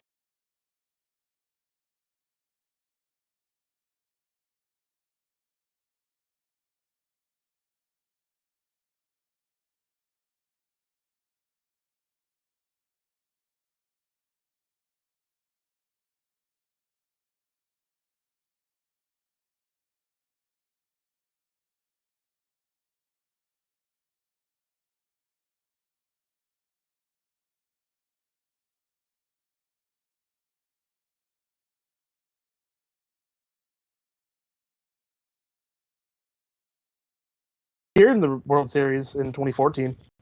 Oh yeah, that stinks. That's tough. Yeah, he got drafted that year. Wow, that's crazy. He had an ERA plus of like 107 his first full season as a starter, and then had it at 57 just 2 years later. Woof. Joe must go for 50. That's not bad. It's pretty good value. If you can stomach a San Diego accent, I think that's probably worth it. You can get a cameo from an Andy Reid impersonator for $20. That's pretty good, honestly. Is Andy Reid not on there? So the name is Almost Andy Reid, Almost NFL Coach, Kansas City Chiefs. Can't any obese dad with a mustache do a decent Andy Reid impression? Well, you say that, but put in Almost Andy Reid in a cameo, and you're gonna realize this dude looks an awful lot like Andy Reid. I'll bite. This is a just riveting baseball content. I was gonna say this is what we need. We need Diamond Digest on Cameo. Like I would give.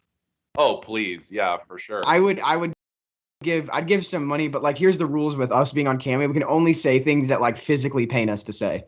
Like I'm only doing that if someone's got to give me money to say like Yadier Molina is overrated. I'm not saying that with serious intent unless there's money involved. Flip it. I said, hey, you can We tell. have the audio. It's just Yadier Molina is overrated from Carson. The people know. Streets know. Streets know. That's under arrest, right? No, that's a true story. Don't know about that. Either way, this Almost Andy Reid does look a lot like Andy. Yeah, definitely is an Andy Reid, Andy doppelganger. 100%. Man, that's tough. Interesting for sure, though. Yeah, Cameo's interesting. Spend hours, man. People, and literally, and like it's funny because my friend group like at home isn't really a friend group that is as big of a baseball person as me. Like the rest of them, like some dabble into other sports maybe, but aren't big like baseball people. But this just shows you how much I dislike him. Everybody knows I hate Ryan Rayburn, and some of them have never even seen him play. Like I don't even know what he looks like or who he is. Like they're just like we gotta get a Ryan Rayburn. Yeah, anyone's birthday, a group chat is made with the one person whose birthday is coming up, and it's all right. Who's cameo? Like Scott is good though because Ryan Rayburn would be like walking streets in Detroit. The anonymity of Ryan Rayburn is good because your friends wouldn't be like, "Yo, hold up." Like that, my dad has the weirdest. Like that's my dad's like weirdest claim to fame. Like Williams at Navy Pier, like 9, because my dad was like, "Weren't you like on the Diamondbacks when they won the World Series in like 2001?" And he was like, I am not sure I would be able to pick Matt Williams out of a crowd if he was in like a group of like 10 white dudes that were like 6 feet tall. I don't think I'd be able to pick him.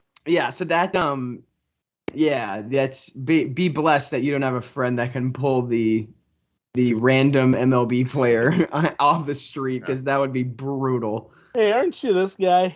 Yeah. Oh my god. Hey, aren't you the horse from Horsing Around? Oh my god, that's so good. Oh, good show, man. All the mentally ill people in the chat turn up. It's a great television program. Everybody who spent thousands of dollars on therapy, what up? All my therapy dropouts, turn up for this next one. We got your show. I saw a great tweet that was like, if you I saw a great tweet that was like, if you've completed therapy and like don't think it did anything for you, congrats. You can now be unhinged for the rest of your life. You now watch BoJack Horseman without crying one time. Recent notable trades. We're gonna put Rich Hill on that list. All right. I mean, it's What up? I mean, Dick Mountain is definitely a notable trade. Yeah. Dick Shout out Mountain Marcus is- Stroman for that tweet today, man. it was good. Marcus What, Stroman noted great for the He brand. was trending on Twitter Sports for a little bit after he was traded, which was fantastic. Well, going because on. everyone posted his savant spin rates and was like, isn't Yeah. that? It But seems like it just, got like, cut in just half around seeing June. Dick Mountain on trending was just an absolute. It's block always moment. the best. Yeah. Yeah, absolutely worth. See, that's another thing where Oh, that's gonna be a triple. Man, 3-bagger. It's gotta be. He laced that. That was a horrible route by center field. Yeah. I don't know who's in center. is that Tyler? That- Is that former Angels trash can Brian Goodwin out there? That was a horrific route. If it was, Man, if It- only the Mitch Haniger was available to trade, he would make this a lot better. it's Probably. almost like Brian Goodwin's not a good defensive center fielder. It's almost it's a It's shame almost that as if- the White Sox have been completely gutted. Scott, we got someone in the chat that said, "Hey, aren't you Scott Bentley from the short-term podcast, The Bentley Show?" Random guy at McShanahan's bar. Okay. First off, Garrett, it's McShane's. Second off, I like how I like how that's Gotcha. the first point he gets to like get the point back of. Excuse me, you got the name of the bar wrong in the bid. McShane's. Second off, the guy's name is Liger's Pistons, and respect him. Thank you. That's it. Respect. It will It's respect. forever be one of the weirdest interactions I've ever had with anyone. Yeah. You got recognized off the street? No, I mean like no. Well, no. This is not in reference to that at all. Okay. This is like a weird person on Twitter. Did this guy called Brian Goodwin a trash can? Yeah, that's called bait because the Angels people that work for us get very defensive. That's called You bait. mean Angels Digest? Angels Digest, literally.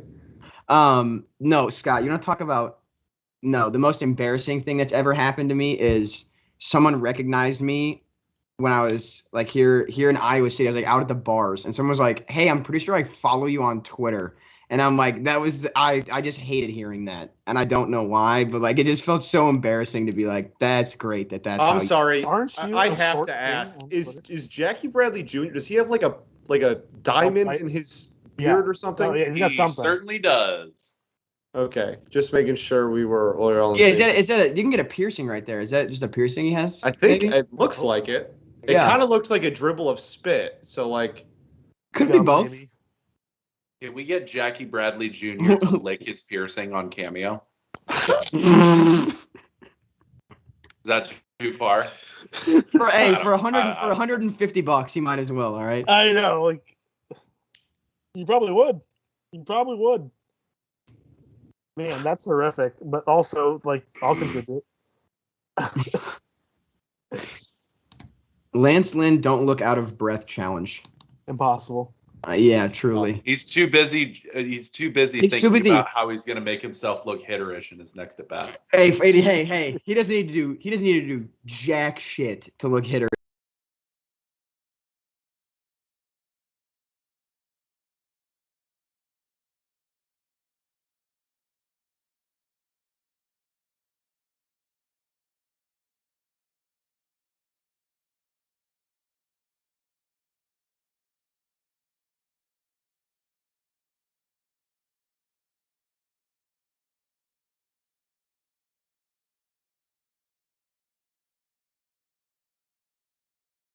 All right. When he gets in the box, everyone puts their phones down. All right.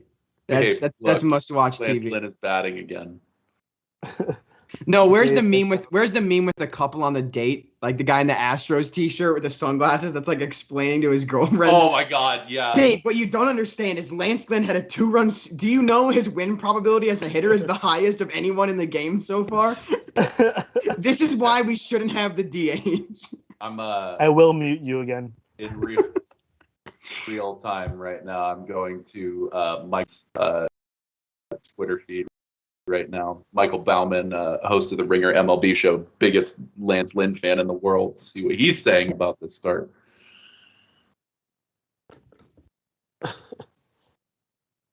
He's the greatest ever to play ever. He is indeed one of the greatest to ever do it. Yeah, it's true. Lance Lynn has an OPS of 2,000. That's pretty Oh, Jackie Bradley Jr. good. Uh-oh. So as I said, biggest Lance Lynn fan in the world. He 1 hour ago after Lance Lynn's single tweeted an interesting statistic. Oh my, that was laced. Yeah. Nice little. Fun fact: Shohei Ohtani has an OPS of 1,046. Yes, we can all agree on this. I mean, that is what the numbers say. Lance Lynn has an OPS of 2,000. So there we go. By the numbers, it seems to me that Lance Lynn is better than Shohei Ohtani. Yeah. By the numbers, it says that Lance Lynn is bad. So. All right. Absolutely. Sure. Dude. All right, hey, he's had enough. All right. Lance Lynn, you suck.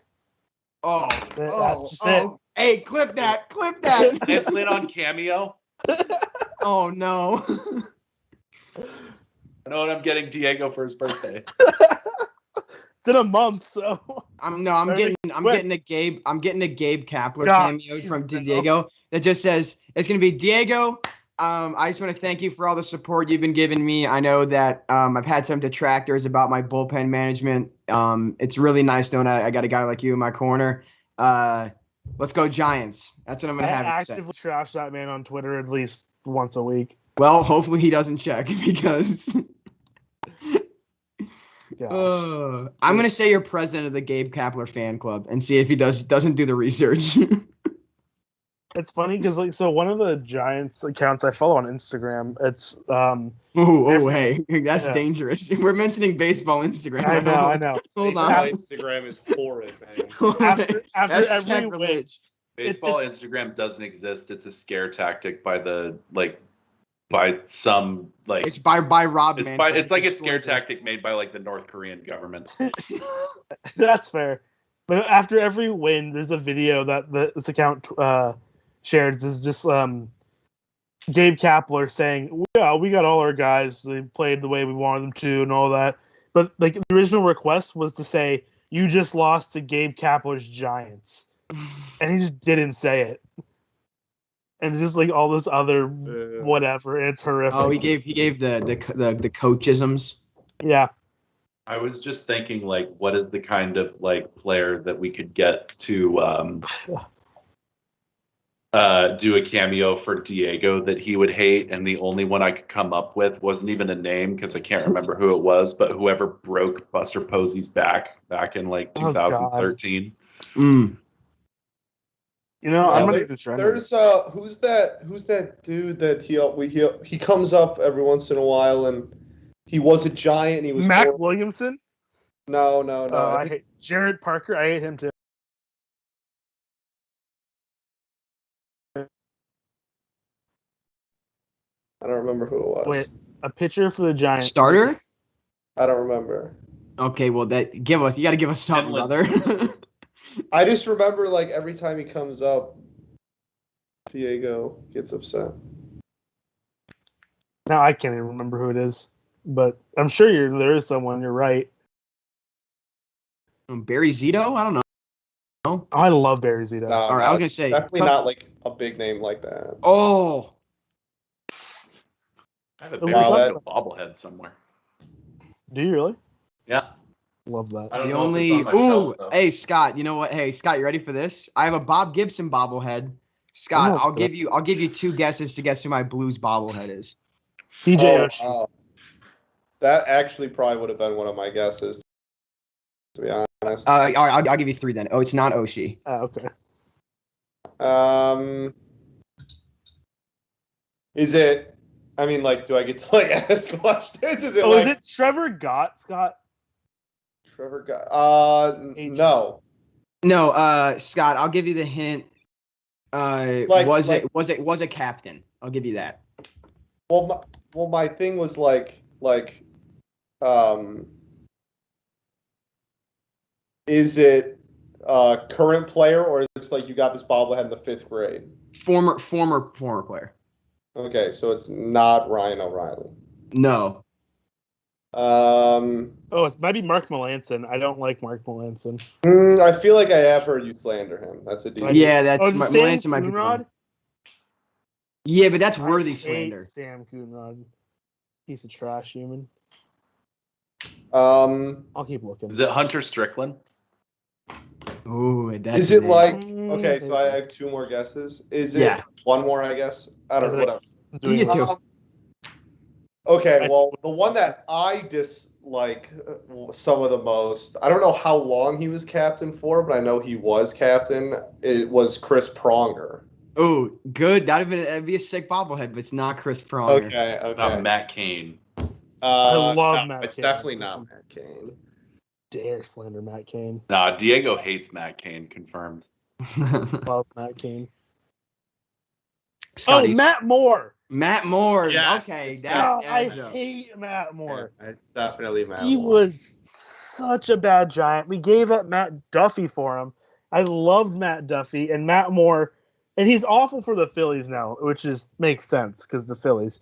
But like, Yeah. he irritates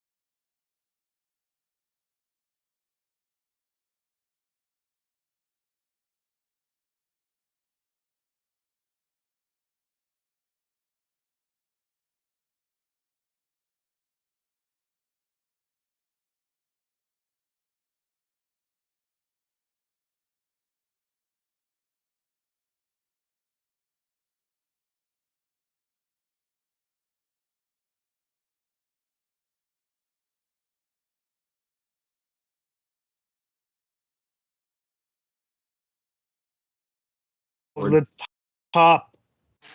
Look at him. Heck yeah. Oh, yeah. That's a good pup. We have trivia, by the way. Oh, he's a puppy. What's your dog's name? I put it in chat. You didn't His answer name me. is Jack. His name is Jack. Or Cracker Jack is his full name. Oh, Love facts. He's a puppy. Would you like a little puppy boy, puppy dog? A little puppy dog. Oh, corgis, man. I want a corgi and a husky. Those are the two dogs I want. Those are two very different dogs. Those are two Yes. very high energy dogs. Yeah, I'm a high energy guy, all right? that's true. Big vibes. Who is the player from this list to only play for the White Sox and Brewers in their careers? Okay, well, I'm not sure how you thought anyone would think it was Avisail Garcia. I always just rip on Peyton's questions. I feel so bad, actually. Well, little did you know, both Carson and I picked Avisail Garcia. Yeah, well. How? I only knew it wasn't one person. I just For didn't sure. read all of the. I only know it's not one person, and that's Avisail Garcia. Mine is different. I feel like maybe I know it's not two people. Well, one of the people I thought it was, so there you go. Yeah, Scott, you and I guess the same person. Yeah. Where else did Matt Albers play? That's Nationals. what I'm wondering now. The Pitched for the Nationals? Nationals. Oh, duh. One of my friends is a huge shout out Shane Burns. He's a huge Matt Albers stan. Wow, that's an interesting player to stan. I respect that. I always respect people who stan, like, players. Pretty of sure that his caliber. fantasy baseball team picture has been the Matt Albers had like an RBI double in an extra inning game, and on second base he stuck his tongue out after hitting it, and I'm pretty sure his fantasy baseball team picture is the Matt Albers picture for about 4 years now. Incredible. Love it. That's the Absolutely. I know. So I was watching. So early when I was watching the Giants game, do you guys ever just see a number on a player and it reminds you of a completely different player who spent little to no time with your team, but you're like, oh yeah, that's this player. yes, 100%. Steven Duggar wears 6 for the Giants now, but for whatever reason, I'm like, oh yeah, that's Brett Pill. Yeah, those are like the most fun rabbit holes ever. Yeah. It's weird seeing Dylan Carlson in 3 because he's a switch hitting corner outfielder, and we had Beltran for a year in his mid 30s, and so I'm it just weirds me out because I'm that's Beltran's number. That's Beltran. Yeah, but Brett Pill I'm back. Was a Giant from 2011 to 2013 very sporadically. He was a first baseman and an outfielder, and then we shipped him off to the KBO. He was never great. He hit 9 home runs over 240 at bats. Hey, shout out! Hey, talk about the KBO now. Shout out! Hey, our earlier shout of Matt Williams, head coach of the Kia Tigers, I think. I don't remember. I think it's the Kia Tigers. Shout out baseball. Shout out baseball, man. That's what I'm trying to say. I do like baseball. I don't know about you guys. Baseball IMO. Kia Tigers currently managed by Matt Williams. His nickname was the Big Marine. What? Well, is he the Yeah, he was a marine biologist. Oh. Oh. That was complete cap, bro. I don't I made that up.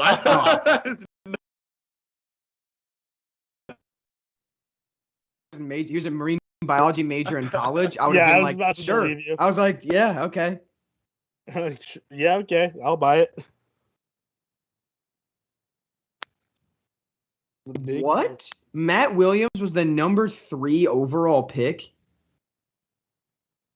I mean, is that what the streets are saying? Dustin Ackley was a number 2 overall pick. So Yeah, that's different. Matt Williams made 5 All-Star games and won 5 Gold Gloves. I'm pretty sure too. He had a decent career, but I didn't know he was a top 3 pick type career. Matt Williams. He had a career WAR. Oh my God, his career WAR is 30 points higher than Ryan Howard. That is That's unreal. not hard to do. No, I mean, if you Wow, after it's a watching little over 30. Look at that, guys. we look at that, it's 29.8. It's about 30 points That's higher pretty. than So what? He has a. What is his WAR then? 46.6. Yeah, that's respectable. Look at that, Matty Williams. 1,800 career good. hits. OPS plus career is a 113. That's I'm- damn respectable. Career, yeah, like decent career. Won a World Series with the Diamondbacks, as we previously know. Bohm is still bad. I don't know why I just thought of that, but No, that's good. We So can name bad. other Why Phillies is that he are so bad? terrible. was almost Because he's insanely bad at third base and shouldn't play it. But the problem is Rhys Hoskins really also can't play first base, but they play him there. So there's no escape for Alec Bohm, and they won't take him out of the lineup because he's a decent enough hitter. I just think it's affecting confidence hitting him so bad. Hasn't he also been horribly at the plate though this year? Hasn't he been? That's what I'm saying. I'm OPS saying it's gotten to the 78. point where he's so offensively. Yeah, facts. That Nick Castellanos effect, baby.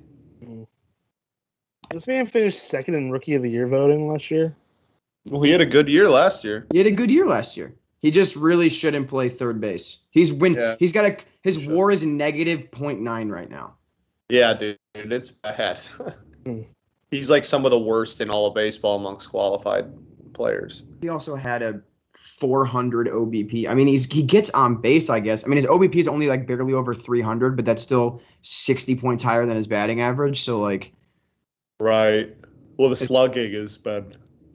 Yeah, that's horrendous. He's not good. He's like Dylan Carlson energy. David Fletcher. Dylan Carlson. I mean, he's hit some homers recently, so it's up. But like, his slugging, he was like slugging under 400 for like a decent of the year this year. Good dog. Good pup. Good pup. Nice. But no, Dylan Carlson's been fine. He has no I don't understand. He doesn't care about anything right now. That pup's Having a moment. What an idiot. Tigers legend Willie Adames, by the way. What? Yeah, he's a Tigers legend Willie Adames. Was he by the way. drafted by Detroit? Getting on base. Yes. He was drafted by us, and then when he was in Double-A, he was traded to Tampa in the David Price deal in 2014. As like a 19-year-old.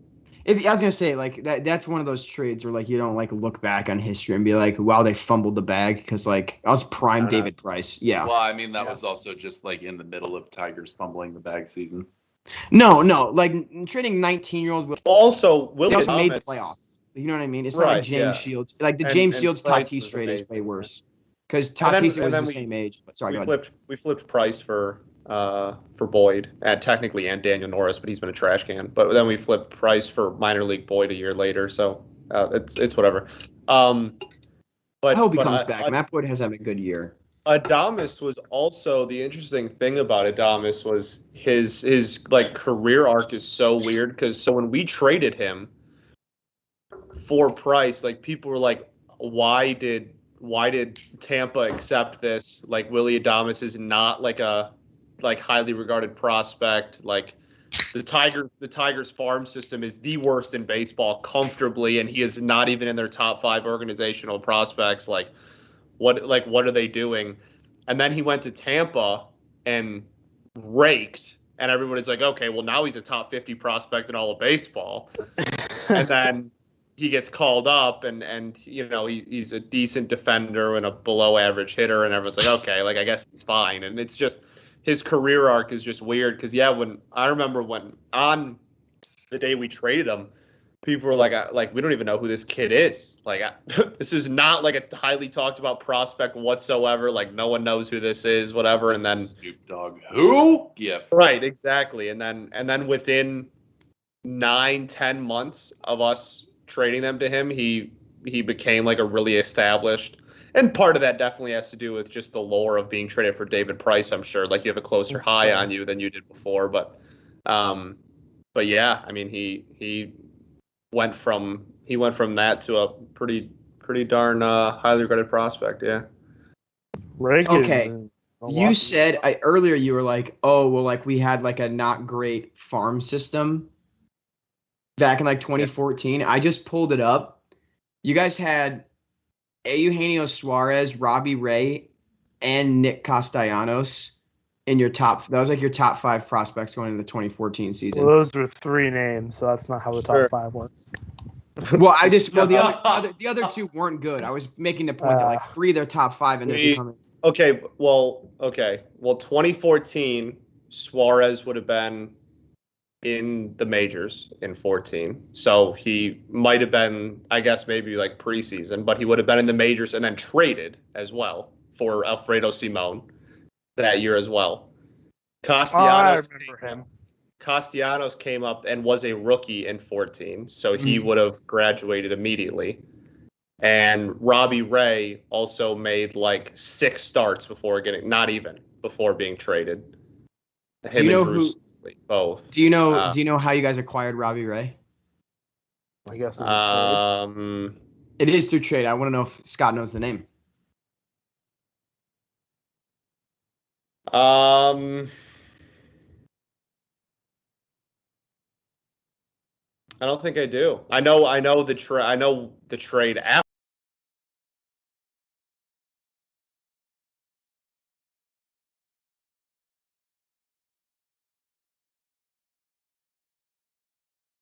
I know the trade to the Diamondbacks afterwards, but I don't know. Doug Fister to the Nats. The Fistman. Yeah, I know that Mariners Fister legend. trade was Tigers legend. That trade was crazy because we there was a lot of like not highly regarded prospects just like thrown in at along like at the bottom of that deal. Like a lot of, even though there was like 2 names that actually people knew who they were that were involved in the trade, like there was actually like a huge trade with like a ton of just like random 18-year-olds and like C-level prospects that no one had ever heard of from both sides. Doug Fister higher career WAR than Ryan Howard, by the way. That's because Doug Fister was good. That's because Doug Fister was good. Yeah. Doug Fister was almost 6'8", throwing it at completely like 90-degree or 180. He did. He had a couple good seasons. Doug Fister was he did. Like fantastic. I love Doug Fister. He does have a top 10 Cy Young finish. That's kind of crazy. Never forget when the Mariners had Felix Hernandez, Cliff Lee, and Doug Fister, Jared Washburn in the rotation at the same time, and they were terrible that year. Yeah. Yeah. Tough looks. Scenes for sure. Shout out the 2008 Mariners. Shout out bad Mariners team. NL MVP voting that year was ridiculous. Are you kidding me? Hang on, I want to look it up. Hang on, no spoilers yet. What year? It's Kershaw's MVP year. Right. It was 14, but like the names in there. 2014. Yeah, I mean, the fact that you got 2 pitchers and 2 catchers in the top 10, that's nuts. Yeah, no, that's wild. That's a crazy MVP year. Yeah, for sure. Like, that's pretty unheard of. I would say not unheard of, but it's not unheard of, but like that's still. Hey, Denard Span got MVP votes that year. Fun fact. That's unreal. Really? Yeah, Denard Span had a 4-WAR season that year. He finished 19th in MVP voting. He led the league in hits. Shout out Denard Span. Shout out Denard Span, 2-time league leader in triples. Mariners legend, cool. Denard Span. Wait, Giants no way. Legend, He has more career triples than homers. Did I see that right? That's sick. Probably. That's a dope career. It's 72 triples and 71 homers though. Like it's close. Iconic. That's great. That's a really fun stat.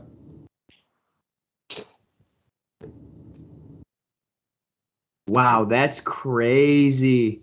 I gotta say, we're on pace to just the Rudy curse is definitely not taking effect in this game. Well, he's also not here, so that. Well, yeah, can't. But like, I mean, we're a little over 3 hours in, and we're already into the 7th inning. Rudy curse doesn't. We're let our 2 overs in. Yeah, we're not even at 3 yet. Yeah, no, excuse me. I can do math. Shut up. Hey, you say Mariners legend, but in the year he was on the Mariners, 113 OPS plus, good player. Yeah, no, he was good. I loved Denard Span that year. Everybody was trying to trade him. I was like, nah, he's fun. I like him. Keep him. Not I as was like, fun. first of all, who are you going to trade Denard Span for? Second of all, he's fun. That team needed left-handed batting really badly. Oh my god. He wasn't like fantastic in San Francisco, but he was like serviceable. He was like good enough. Wow, crazy. Some crazy names like on the bench for this 2018 Mariners roster. That Mariners team was Like- so good until July. Cameron Maben, great dude. Gordon Beckham. Not only a Tigers legend, a 3-time Tigers legend. 3 Legend. separate stints with. Correct me if I'm wrong. Was he not traded for $1 this year? Like literally $1 US? I believe that That was happens the trade. all the time, dude. This year. No, but like in the year of our Lord 2021, he got No, traded. yeah, it happens all the time. I don't know. I have no idea. I know we traded him last year for Zach Short.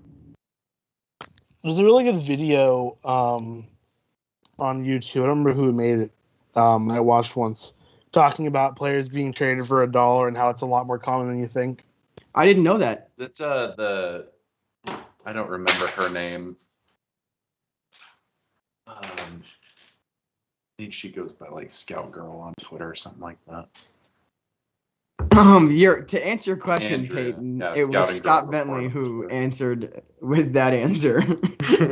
I did. That's- That's- trivia. That's bait. That's bait. I had no recollection of where Jace Peterson was drafted, and I was like, well, that's a really like weird enough name where I'm just gonna guess it. I usually go for names. I'm like, I don't really think it's probably them, But so it's probably them. I probably should have just been like, well, if you if you can't remember him being drafted, I probably wasn't drafted high. Honestly. I mean, Jace Peterson was the 58th overall pick in the 2011 draft. So I guess it's not super Not crazy. horrible. That's He's respectable. OPSing 780 this year. What? That's pretty good. He's a career 650 OPS guy. Return of the dog, y'all. He'd be like the 4-hitter. Hi, on the dog. Excuse Look me, at that's it. Look at Tyler it. O'Neill. All right, Look at it. Look Scott, at Joe. don't laugh. Mariners Scott. You can disparage the 5 through 9 spots in the This lineup, but you dog. can't disparage 1 through 4. 1 through 4 is good actual baseball. Actually, no, you can't because Harrison Bader should. Doesn't hit. Harrison Bader lead off for your stupid team? It's Dylan Carlson who hits leadoff for us, All right, pal. that's But good. try again. Try Yeah, I'm again. glad it's Guys, not guys. Harrison Bader. Jack the dog is getting screen time. Yeah. Look at him Yeah. go. Trying to slander our cleanup hitter when you have Miguel Cabrera playing every day. Get that out of here. Yeah, man, I can't wait. Yeah, but is he hitting cleanup? Yes, he is hitting cleanup every single Jesus game. Christ, Scott, fix your team. Yes, he is. Yeah, Nick thought he did something with that one. He was like, "Yeah, but he's not hitting fourth." Well, and I'm the like, thing "Oh was, no, he is." If he's not, that's a detriment on the Cardinals. If he is, that's a detriment on the Tigers. I win either way. I'm playing both sides. Yes, but Carson, does your team have a 7-game win streak this year? I don't know. Wouldn't shock me if we had a 7-game lose streak. I'll tell you that right now. Didn't you guys have a 12? No, it's the Cubs. That's not us. Yeah, hey, come on. We're not. Hey, the Cubs are the lovable losers. Okay, my franchise is the insufferable winners. Okay, don't disparage us like that. I'd just say they're insufferable. I mean, yeah, we'll win too, though.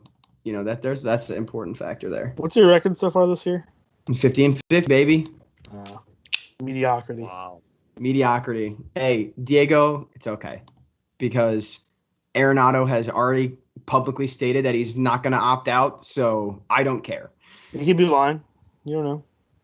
I doubt Kyrie he Irving. is. Kyrie Irving moment.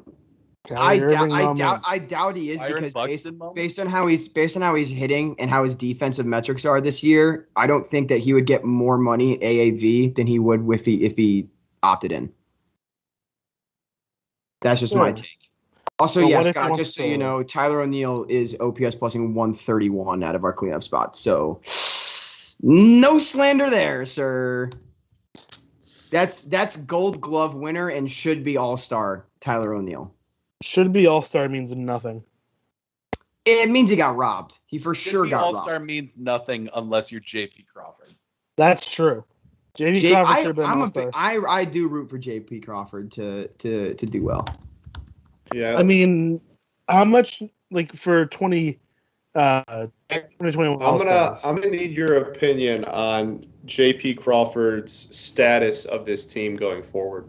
JP Crawford is in an interesting spot, and it's really hard to qualify what that is. It is, which is why I want to know what. It's incredibly difficult because, like, I think the Mariners are going to be very heavily involved in the shortstop market coming up, and it's really, really hard to say what JP is in the future because obviously he's one of the best defensive shortstops in baseball right now, and it's funny because as a prospect, his carrying tool was his bat.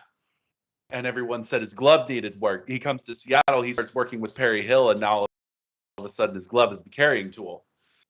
And Same to San Francisco. And then in 2021, he starts hitting outside of his mind in the month of like June, and definitely 100% should have been an all-star. And it's really frustrating that he wasn't. I'm not mad about it. I'm not salty. I definitely am.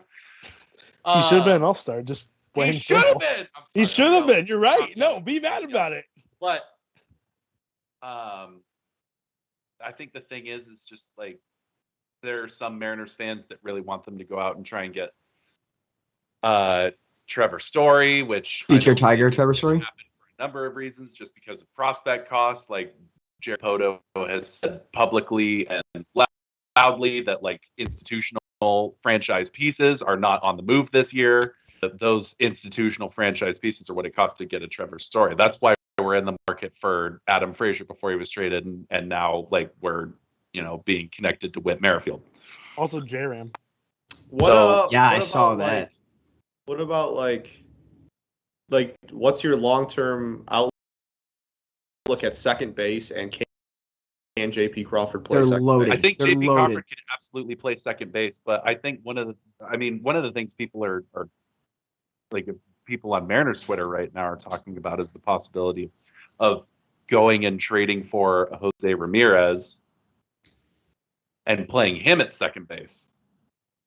And then JP still plays short. Kyle Seager still plays third. Sure. And you stop because Kyle Seager plays a better third base in his 40s than J-Ram has ever played in his prime. Sure. What? How much is J-Ram? Is J-Ram expiring, or is he expiring next year? I think it's next year, right? I think it is too. I think it's after next season. I don't think the Mariners acquired. But I don't think so. I don't think so. That price would be ridiculous. In the long-term outlook of the Seattle Mariners, JP definitely has a spot, but it's hard to qualify what that spot is. Oh wow! Just so you guys know, exciting. I thought that was only a video game character. He does exist. So just so you guys are aware, Jose Ramirez has club options for 22 and 23. So you're getting him guaranteed 2 years of control. That's a juicy contract. It's a very team-friendly amount of money, isn't it, as well? Yeah, the price for that would be ridiculous. If the club declined both options, the total contract would have been 5 for 26. That's disgusting value. That's horrific. Yeah, that's gonna be a ridiculous return if they fire his agent. That's literally like they're literally paying less than $1 million per war, like per one war for him. It's funny just because like, a lot of things talking about the Mariners right now is just like if you'd asked me that a year ago, I'd have a much different answer. Were you in that much of dire straits? Because like 2020 seemed like a good year for the Mariners. I know they were, they're close to 500. 2020 seemed like a fine year, but some of their individual performers were really bad. Okay, like JP Crawford and Evan White both won Gold Gloves. True, but they did so while having Peyton. Brandon Woodruff also threw a quality start. Yes, correct. JP had a really bad offensive year, and Evan White was one of the worst hitters in baseball in 2020. They won their award, and that was fine and all, and everybody was really happy about that. Okay, so I'm going to throw this out here really quick, actually. JP's role on the team in the future is a lot clearer after Saturday. Sure, that's fair. Jake, what you got for us? So The I same don't guy who Oh, Peyton, he tweeted, comes up this inning, Peyton, by the way. tweeted Sorry. the Frazier deal, tweeted out Padres are reuniting with closer Craig Kimbrell and deal No. with Chicago, but no one else has said anything about it. And that was 8 minutes ago. Who tweeted that? The same Same guy, guy that broke the other one. Mike Hawk. Okay. He said what? He said Kimbrel back to San Diego? Yes. Sorry, Bro. can you say the name again, please? It's what? Mike Hawk. Diego, I'm gonna be honest, bro. I didn't know if you were setting me up. I just wanted to make sure. His no, name no. is actually at Ligma. His name is actually Mike Hogg.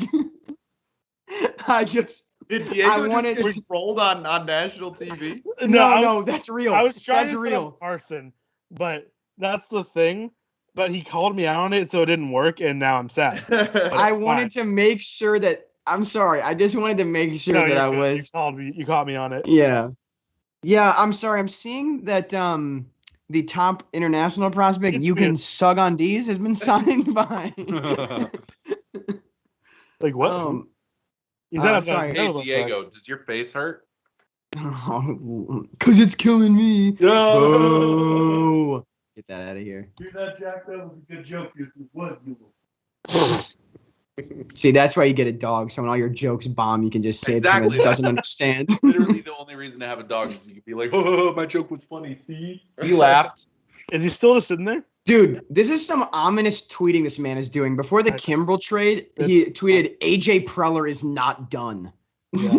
Jesus Christ. Like, with what? Is AJ Preller ever done? No. Like, does AJ Preller know what being done? I'm means? convinced if you No. dropped off, Ruined like, my webcam. if you dropped off AJ Preller and Dipoto in a room with a certain amount of an illicit substance, that their entire rosters would be traded by the end of the night.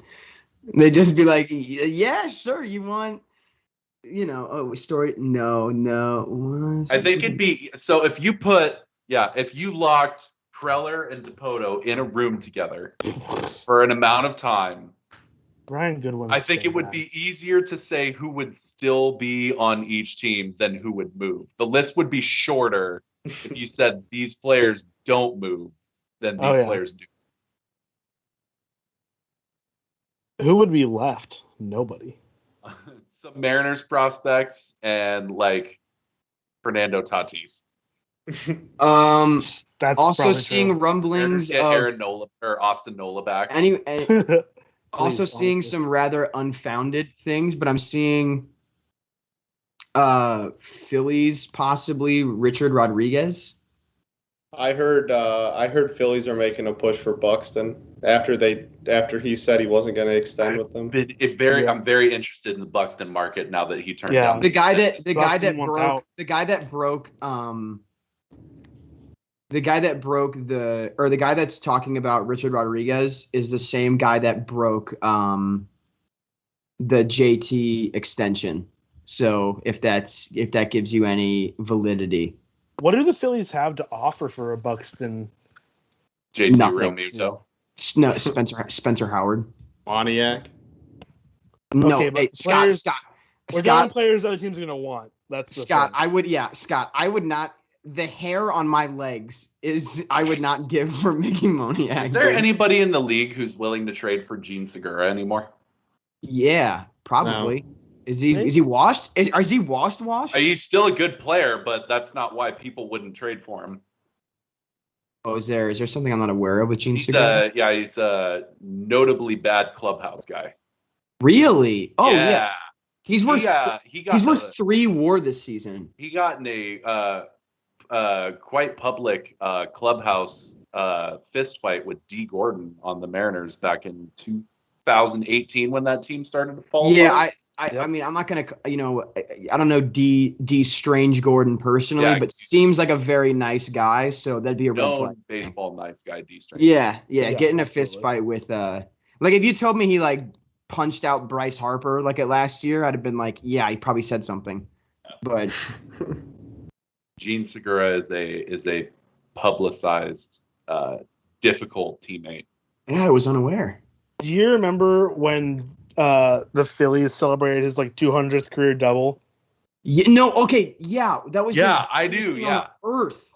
It was so weird. it was I'm very pretty awkward. because he was the one calling for it too. I'm pretty sure that was a Segura thing, not a Phillies thing. Yeah, no, he asked for it. Yeah. And Are it you was, like, kidding me? All right. very- Sorry, I just seen the rumblings on the Bird app are Dodgers fans are slandering the Padres for not building a team of homegrown talent, and I'm like, really? I'm like, really? Los Angeles Dodgers? Los Is that- Angeles Dodgers, a team known for having Octavius Betts and Trevor Storius Bauer on their team. Like, what? I don't want to ever hear like, oh Lord in heaven, I don't want to ever hear from a team based in LA or New York of get a homegrown team. Get the hell out of here with that. With Terrible. massive market, Yeah. unending amounts of money. You know what? I Let hate- Dodgers fans have what they want. The Dodgers fans have a cursed existence, don't you know? Yeah, they have it really difficult being in the playoffs all these last years. Yeah, that's And true. having Getting- unlimited getting- salary. Getting owned by Matt Adams and Matt Carpenter, that's shambolic. I would stop being a fan of that team. Imagine only, you have all this team and you only win the World Series one time. That would be Yeah. just truly devastating. Imagine imagine. losing back-to-back playoff series because Matt Carpenter owns Clayton Kershaw. I want you to fathom that being a reality you have to live in because it's the one we do live. It's funny because Dodgers fans, they like to brag about their 8 straight like division titles or whatever, or like however many it is. But I'm like, Yeah.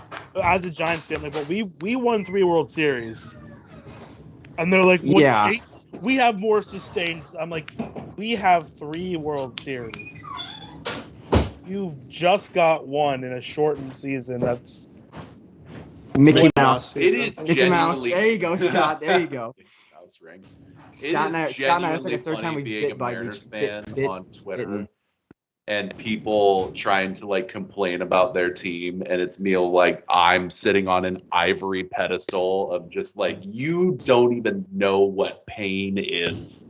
Yeah, Nick, I'm sorry. As like a Cardinals fan, we probably do the highest ratio of complaining about our team. I actually think Yankees fans Yeah. are a lot worse. Yankees fans Really? are definitely Yankees the worst. fans are really bad. I don't have much love for Cardinals fans on Twitter. Totally understandable. They're Totally definitely understandable. in that sort of like D tier of like baseball fans, like the tier maker of baseball fans for me. But like hey, I'm trying to change Yankees, that. All right, I'm trying my Dodgers, best. and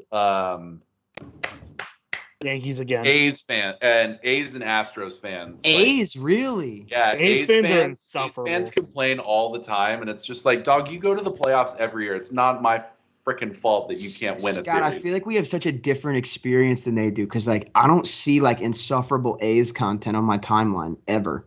Yeah, you follow that's Cali, probably right? my fault for following athletics rants on Twitter. That's what I'm saying. Like, I follow Rants and Callie, and those are the only 2 athletics Yeah. people. That's already more than enough. but Callie has Yeah, like I follow reasonable just- takes of like Mark Hanna's good at baseball, and I'm like, She thinks yeah, Chad Pinder's an That's an MVP interesting candidate. take. I've never heard that. All right, never mind. All right, hold on. I'm gonna have to review that one. I didn't Chad know about Pinder that. muted on Twitter. You Chad did tell me. I Pinder think you said that last and broadcast. Yankees. I thought you Yeah. were Oh, kidding. yeah. No, That's so I'll funny. show you. I'll go find it right now. No, Diego's got the receipts, bro. the most insufferable fan base. Actually, you know what? I'll pull up the screenshot right now for you all. Actually, well, our editor in chief redug up the tweet, but I've had this screenshot saved on my phone for months. Was back in January on White Sox Twitter. Would you trade to Madrigal, Cody Howard, Stiver, and Kelly to get Corbin Burns? And 80% of the poll voted for no. Yeah. And I'm- So I have a There's, like, the screenshot. eight I have a tiers. screenshot from Chad Pinder and that's Yankees. Pinder That's and incredible. Yankees. That's good too. I have Christian and I's favorite Twitter screenshot of all time is a Cardinals fan account. Oh, is it the Mike Trout, Yadi Molina one? Yes. Yeah, yes, yeah. yes. I was It convinced is that my was favorite screenshot of all time. Dude, Like- it's funny because like- even Cardinals fans, like, so on MLB, like Homer Alert, like that, like account, the one that Harrison Bader hit a 3-run bomb today, and all the comments underneath were like, Harrison Bader, better, like, wouldn't trade him for Mike Trout, confirmed good. Like, everyone, like, I'm so thankful that our own fan base, for the insane lack of self-awareness we so often have, had like a collective moment where we went like, You didn't play you believe what this guy just said? Like, I'm so thankful that we all had that moment of like, Can you Yeah. believe this? Get a load of this. Yeah, freaking get a guy. load of this Yeah. guy. Like we all had that. Like, listen, like I don't want to see Yadier Molina in another uniform, but like for Mike Trout, I'll see Yadier Molina in another uniform, man. Like, Yeah. oh, And it's so Lord. funny because of the initial tweet just makes it so much better. One idiot fan doesn't make up every fan base has idiot fans. That doesn't make up for the entire fan base. Top reply: would you trade Yachty for Trout? No. No. I mean, like when it's not even like that tweet was in like 2011 or something when like Trout was like bad in his call up. You know what I mean? Like if that tweet was from that one specific year, like we had just won the World Series and Trout was like, not great in his call up, I'd be like, Trout. 2011 Mike Trout, real Mike Trout, by the way. or is it 10? Is it 10 he got called up or 11? 11 was Cup of He Coffee. got called up in 11 and then lost Full to Miguel time. Cabrera on MVP in 2012, by the way. Okay, right, yeah. I just want to make sure that Trout deserved that, by the way. Then lost Anyway. it again in 13, by the way. Yeah. So like if that tweet was from 2011, I'd be like, in the moment, in a vacuum, I understand your thought process because we're fresh off a World Series and like John Jay hit like 300 for us that year. And Trout wasn't like some like, oh my gosh, the number one prospect in all of baseball. Yeah, Prospect. I'm like that tweet became a poorly aged tweet on like May 1st, 2012. From that point on, you're wrong. Like that was the moment where as a fan you would go, because at that point Molina had only played for us for like 6 years. You know what I mean? Like that's the point where you'd still kind of be like, he gave us half a decade peace. Not, oh Lord in heaven, that tweet, man. I mean, Definitely. yeah. Maybe one day I'll do a stream and just do like a tier maker of just like MLB fan bases. But See, I put the Cardinals in like the D tier. I'm trying to change D tier area, but like the White Sox are just in like the White Sox are much worse. Just sitting in the dumpster tier by themselves. Because here's the thing, White Sox fans don't know how to handle when their team is winning because they've lost for forever, and it's so much worse. They've won a World Series this millennium. I know, but that's look at their year-by-year results, dude. Like they're a bad franchise historically. Absolutely no sympathy for White Sox fans. I don't know what it is. They've just built like the most incredible resentment in me. No, that's fair. It's totally. Yes. I mean, I can't qualify it. I really can't. I don't know where it started. And for me, probably Chicago.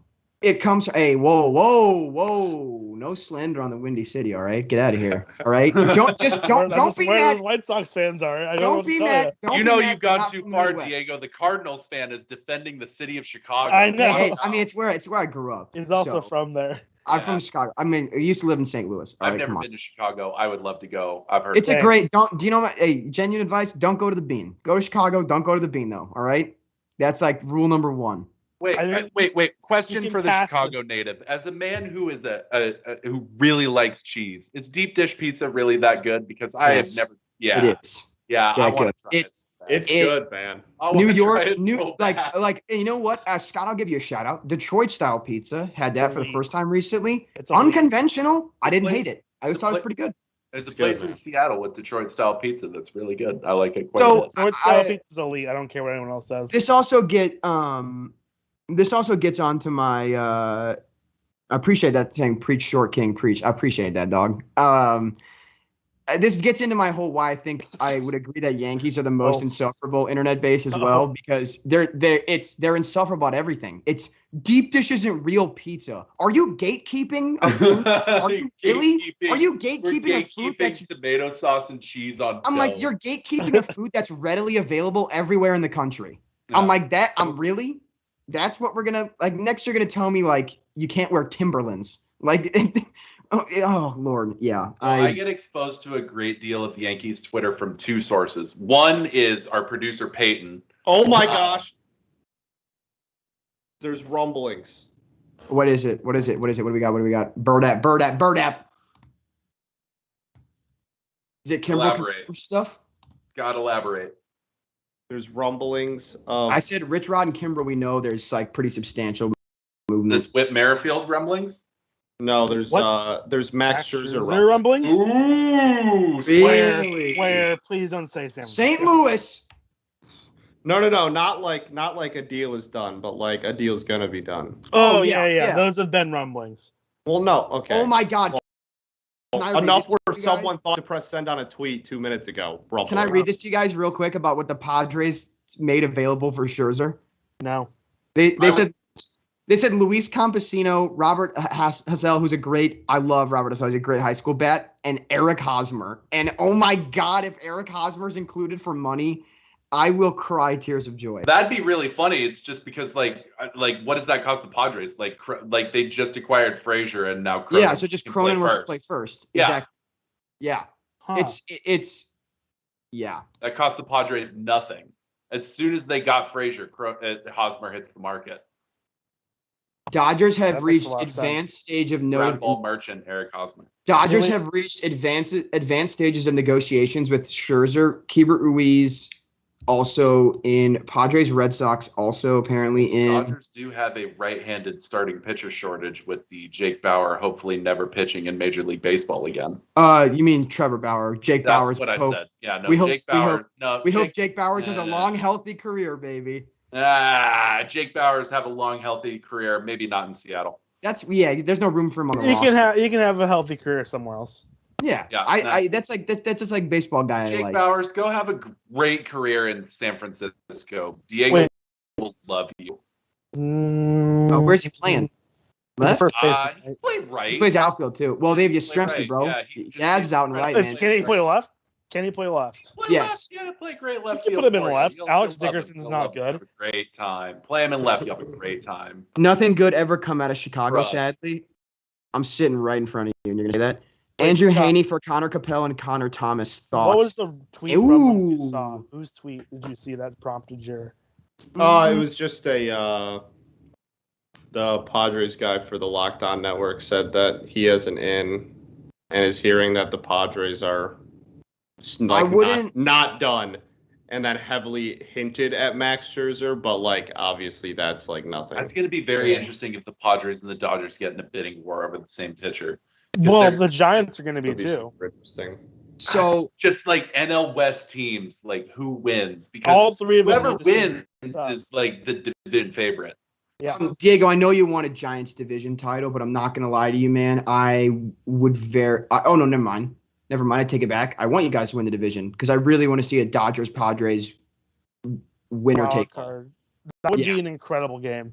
Like that's no disrespect to would. the Giants. That's no disrespect to the Giants, but like the Look, it stakes was. of all those stars in one game. The Giants are just a good baseball team. Like, you know what I mean? Like Yeah, no, I'm yeah. not like I like watching Kevin Gausman pitch, but like I'm hoping for like a high scoring game. So like I But would like a Giants a Dodgers Padres winner take all Winner take World all. Series game.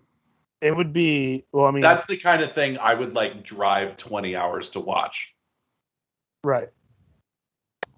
I get the. geography in my head.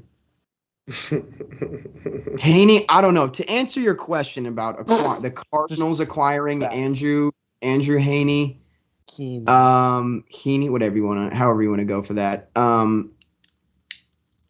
Yeah, I mean, I'm not against it. I mean, like by some act of God, KK is our like probably best pitcher this year, and he's a lefty. We got Liberatore and stuff, but coming up the pipeline. But I don't know. I do like Connor Thomas. I guess I'd be fine with it. I wouldn't hate it. I think I would be in support of it because this front office never does enough in my mind. So I guess I'd be a fan of it because we acquired TJ Zook today. Big acquisition. Yeah. Heavy quotes on that. I guess I'd be fine. I wouldn't hate it. I don't know. The only move that I think I think is legitimately possible that I'm like truly salivating at is an off-season deal in which we offload DeYoung as like a lottery ticket, like literally like salary dump, and based on Arenado and Story's friendship, we shell out and sign Trevor Story. That is like I think my long-term hope. How are you going to sign him when he's a Tiger? Because Carlos Correa will be playing shortstop for the Detroit Tigers. I was just gonna ask, what is everyone's Sure. like black sheep like trade hope for this deadline? Like the one that like you would like to see, but maybe the rest of your collective fan base might not be happy about. Like it would improve the team, but the fan base would be like, I can't believe you gave up this for this. Ooh, I'll go last. That's I need time to think. I'll go last. Oh, awesome prompt. I'll go last. Well, I need time to think. I need because Scott, my answer for the last 2.5 years has been Nolan Arenado, and that was already done. So now you know what I mean? Like fair enough. Yeah, no. I need time to think about like because I got to think about who's available, like based off our needs and stuff. Does anybody want to go first? Like, I genuinely don't. Like, it's hard for me to play like an impossible. Like, our farm system's just so weird. Where like we have, you know, at the top 5 prospects, assuming Mize and Skubal haven't technically graduated, which I think they have, so I guess that's no. Like our top 3 prospects are all top 20 prospects in all of baseball, and then after that, like there's a massive drop off. So like we don't acquire anyone of like that crazy imagination like possibility without getting rid of one of those 3, and that's just like we didn't lose for 5 straight years to do that. Like that's just not happening. Mize and Skubal have graduated. Yeah, for sure. Yeah. Your top 5 now are Torque, Green, Manning, Dingler, and Daniel Cabrera. Yeah. I mean, like, Daniel Cabrera is not bad, and like Dingler's really having a crazy year. So, like, I guess. Yeah, that's a fun question though. Like, so for the Giants, so the way you stage this question is like someone I want, but not necessarily the rest of the fan base wants, right? Well, maybe the fan base wants it, but maybe you're willing to pay a little more in prospect capital to get it. Oh, okay. That's like a different question. That's a little different. That gives you some ideas. Maybe it's a guy that the rest of the fan base is like, yeah, we should go get that guy, but you're willing to pay a little bit more than the collective. Okay, yeah, I have acquire it. Right. I get that. I understand that, and like, but the thing is, like, I actively don't want Scherzer. I don't want Joey Gallo. Like a lot of these guys are being. I don't want Chris Bryant. All these guys are being linked to San Francisco. I don't want. I want Andrew Chafin. That's who I want, and he's going to cost nothing. Like I guess maybe Richard Rodriguez would be the other guy that I'd probably be willing to pay a little bit more for than most Giants fans will, because all the Giants fans want Kimbrel. I'm like, no, give me Richard Rodriguez. It probably wouldn't cost as much. Mm-hmm.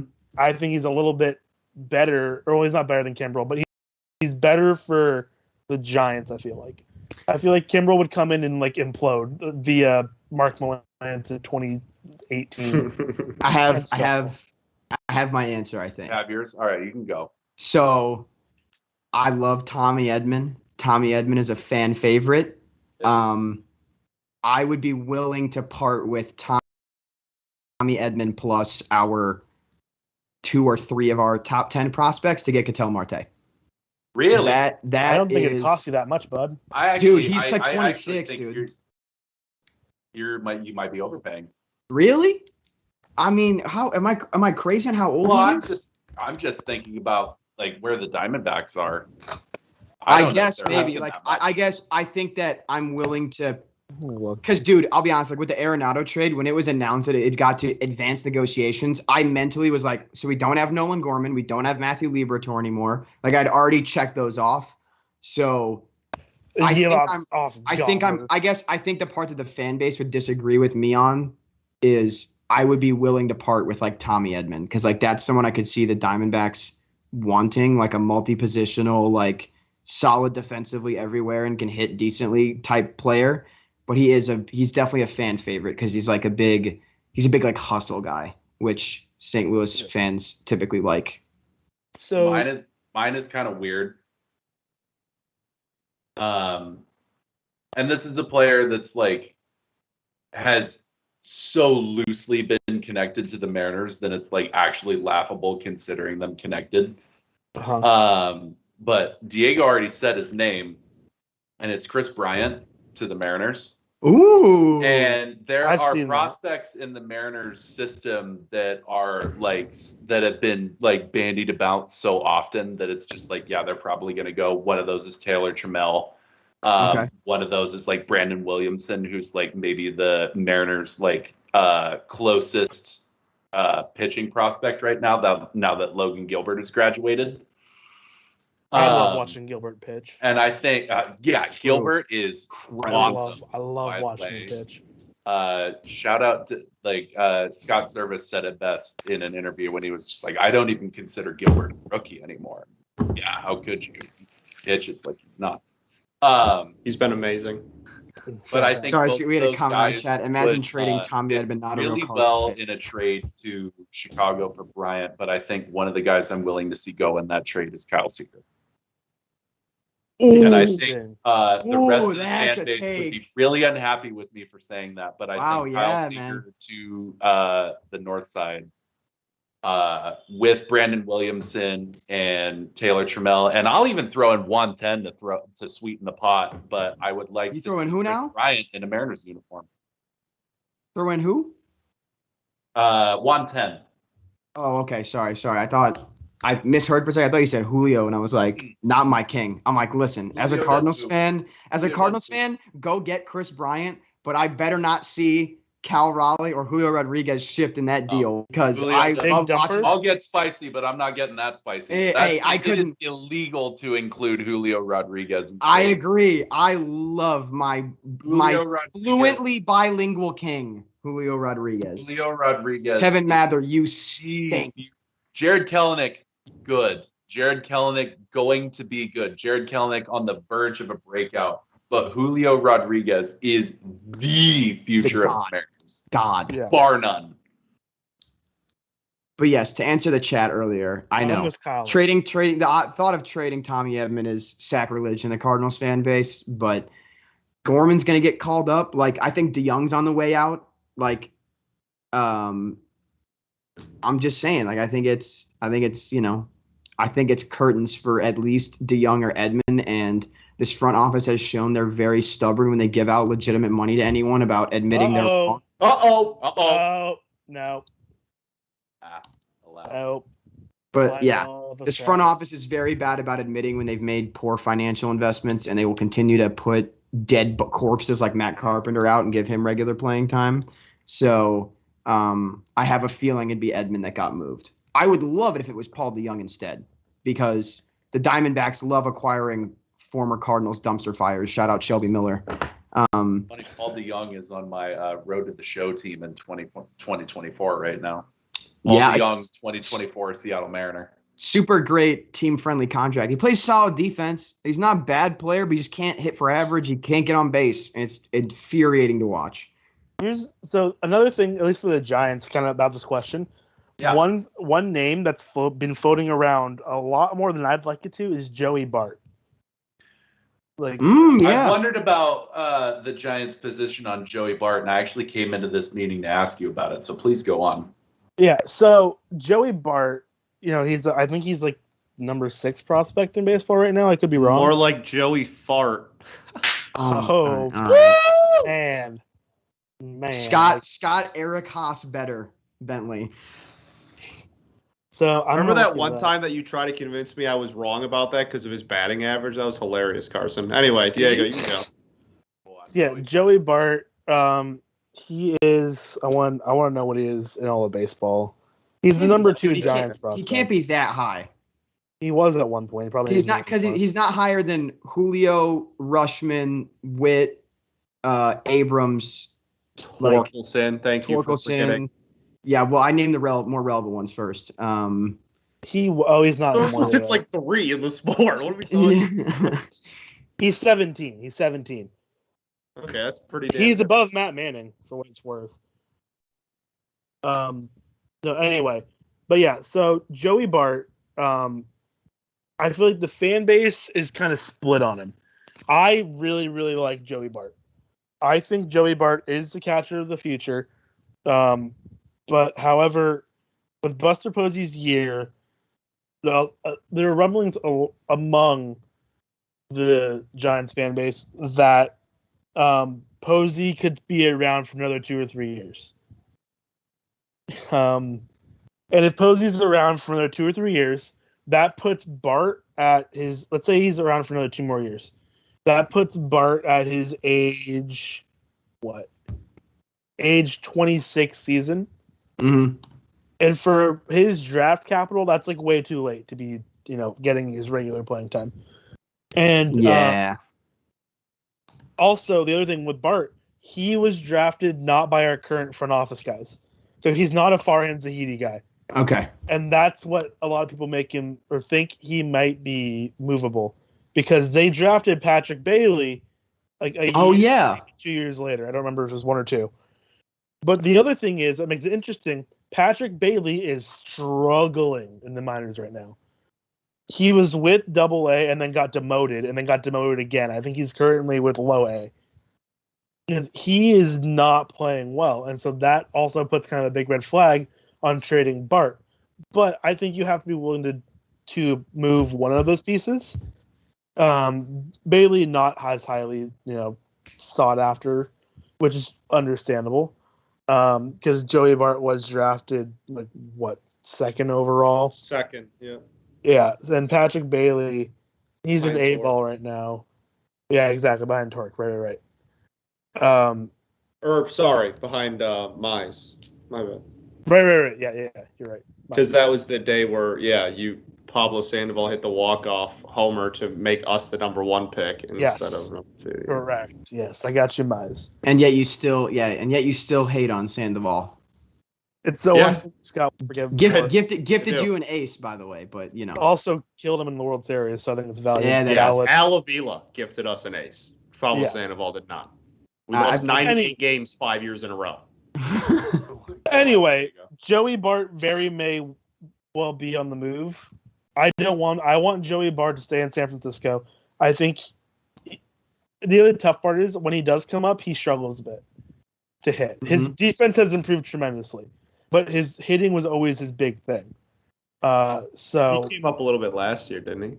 He played a lot last year because Posey opted out. Oh, right, that's right. And so he struggled. He was up very briefly this year. He caught 2 games.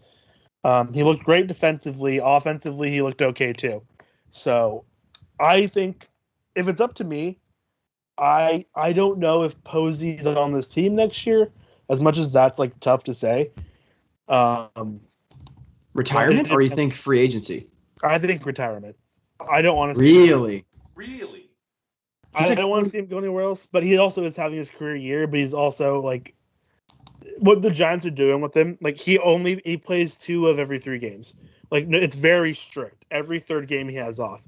And I don't know how many other teams are willing to do that. He's so good. Exactly, but I don't know how many other teams are willing to do that. They want the production all the time. And so, I don't know. I love Posey. Posey's been my favorite player for years now. Yeah. Years. But I think he's getting up there in age. We have Bart ready. I think maybe you bring him on, but I don't know what you're going to do with both of them. So Bart could be on the move. I don't know. No, Diego, Go ahead, Carson. So Diego, I understand where you're at because the Cardinals are in the same position of he can't Molina and Posey, the same thing. It's they can't not play for the Giants and the Cardinals respectively. They just can't. It wouldn't be. I know you guys aren't Giants and Cardinals fans, but I think you'd agree. It'd look weird. It would. And Yachty especially. I mean, both of them, yeah, for sure. Yachty and so I just think that, I hope it sucks to say, but I think I'm in the same position as you, Diego, where I'm kind of hoping that Molina and Posey both, retire soon. Go out on top. They were both, and all, one way more deserving than the other, but one deserving, one not. Yeah, that's conjecture. They're gonna have a fine year, and I don't know. I just kind of the only way I see Molina coming back next year is I know if Wainwright stays healthy through the entirety of this and next year, Molina and Wainwright could break the all-time record for battery starts in MLB history. That would be kind of fun. Like That'd be Right. cool. Cap, that would be fun. That's like the only way I see it happening. And I know that Wainwright and Molina, that even last offseason were in talks with each other of like, listen, like I'm not signing anywhere you're not. So Yeah. hopefully it's team friendly. Wainwright's been good this year, shockingly. So I want Wainwright and Molina to go out together, but I don't know. I guess next year I think I'm going to be at your point, Diego, where I'm like, enough is enough. Because Ivan Herrera, he's like one of our top 30 prospects. He's really good. He's ready. Yeah. We already had to get rid of Carson Kelly. Andrew Kisner, he wants out. I know his family really wants him to get traded. They're on social media rather actively about being annoyed about it. So yeah, it just. Yeah. The other It's thing tense. that makes it super tough, like from the Giants position, is because I mean Belt, Crawford also this offseason. And so Belt, Crawford, Posey. If you let all three of those guys walk, there will be riots in San Francisco. Yeah, you got to retain at least one. At least one. And I think, I mean, personally, if you're retaining one of those, I want to keep Belt. Really? Yeah, I would have thought you would have said Brandon. Crawford. I'm the biggest Brandon Belt defender you'll find anywhere. Brandon Belt. I just said Posey's my favorite player. It's not actually true. Belt's my favorite player for years. I love Buster Posey. He's one of my top. Diego's guys. just lying to Hot us, mic dude. tonight. Yeah, What is this, straight up. man? No, Brandon Belt. I have a Bumgarner jersey I bought years ago. When I bought that jersey, it was my second choice because I was looking for a So Brandon you were Belt looking for a jersey, belt. Yeah. and they didn't have any, and I was upset about it. And I was going to pay the extra money to have them make me a Belt jersey because that was ridiculous. Anyway, So, but yeah, what was up? I was just going to say, we were talking about Bart a little bit ago.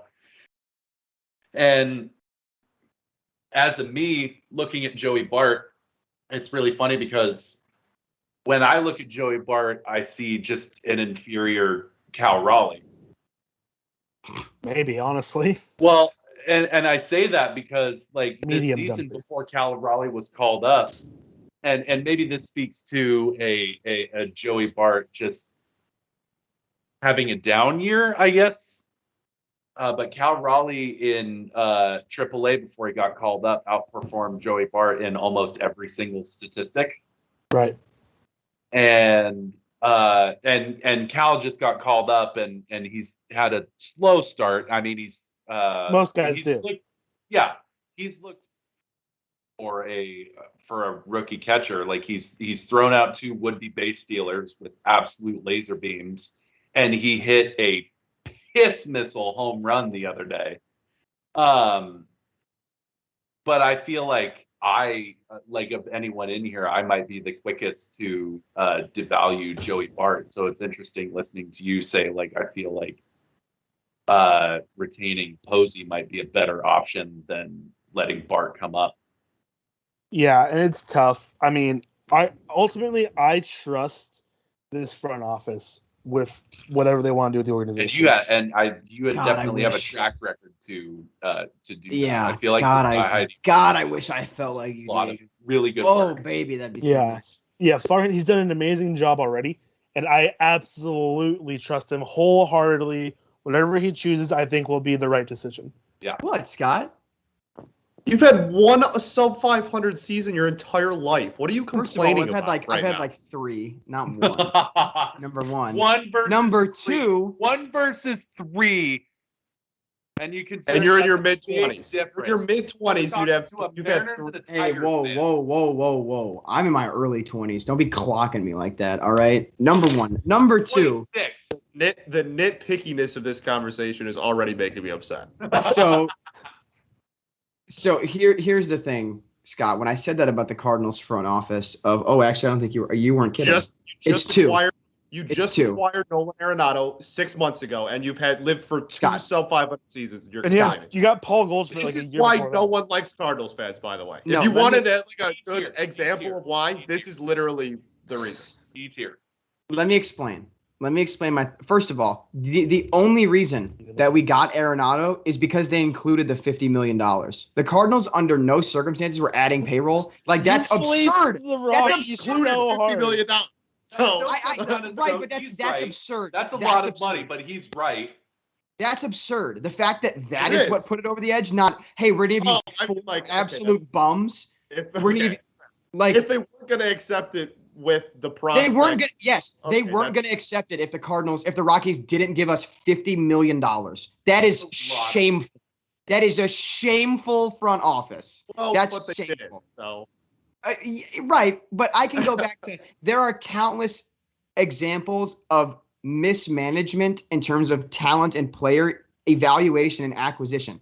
Randy Rosarena is not the only noteworthy example, okay? Like Adolis Garcia for the Rangers is another great example. This front office is incredibly vain and refuses to admit when they make mistakes. They give out long-term big money contracts to the wrong players, and then they're too vain and too proud to admit that they made that mistake.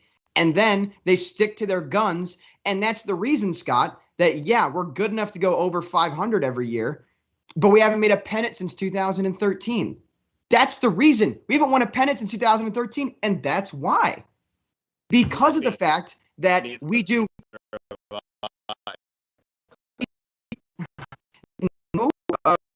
Yes, but like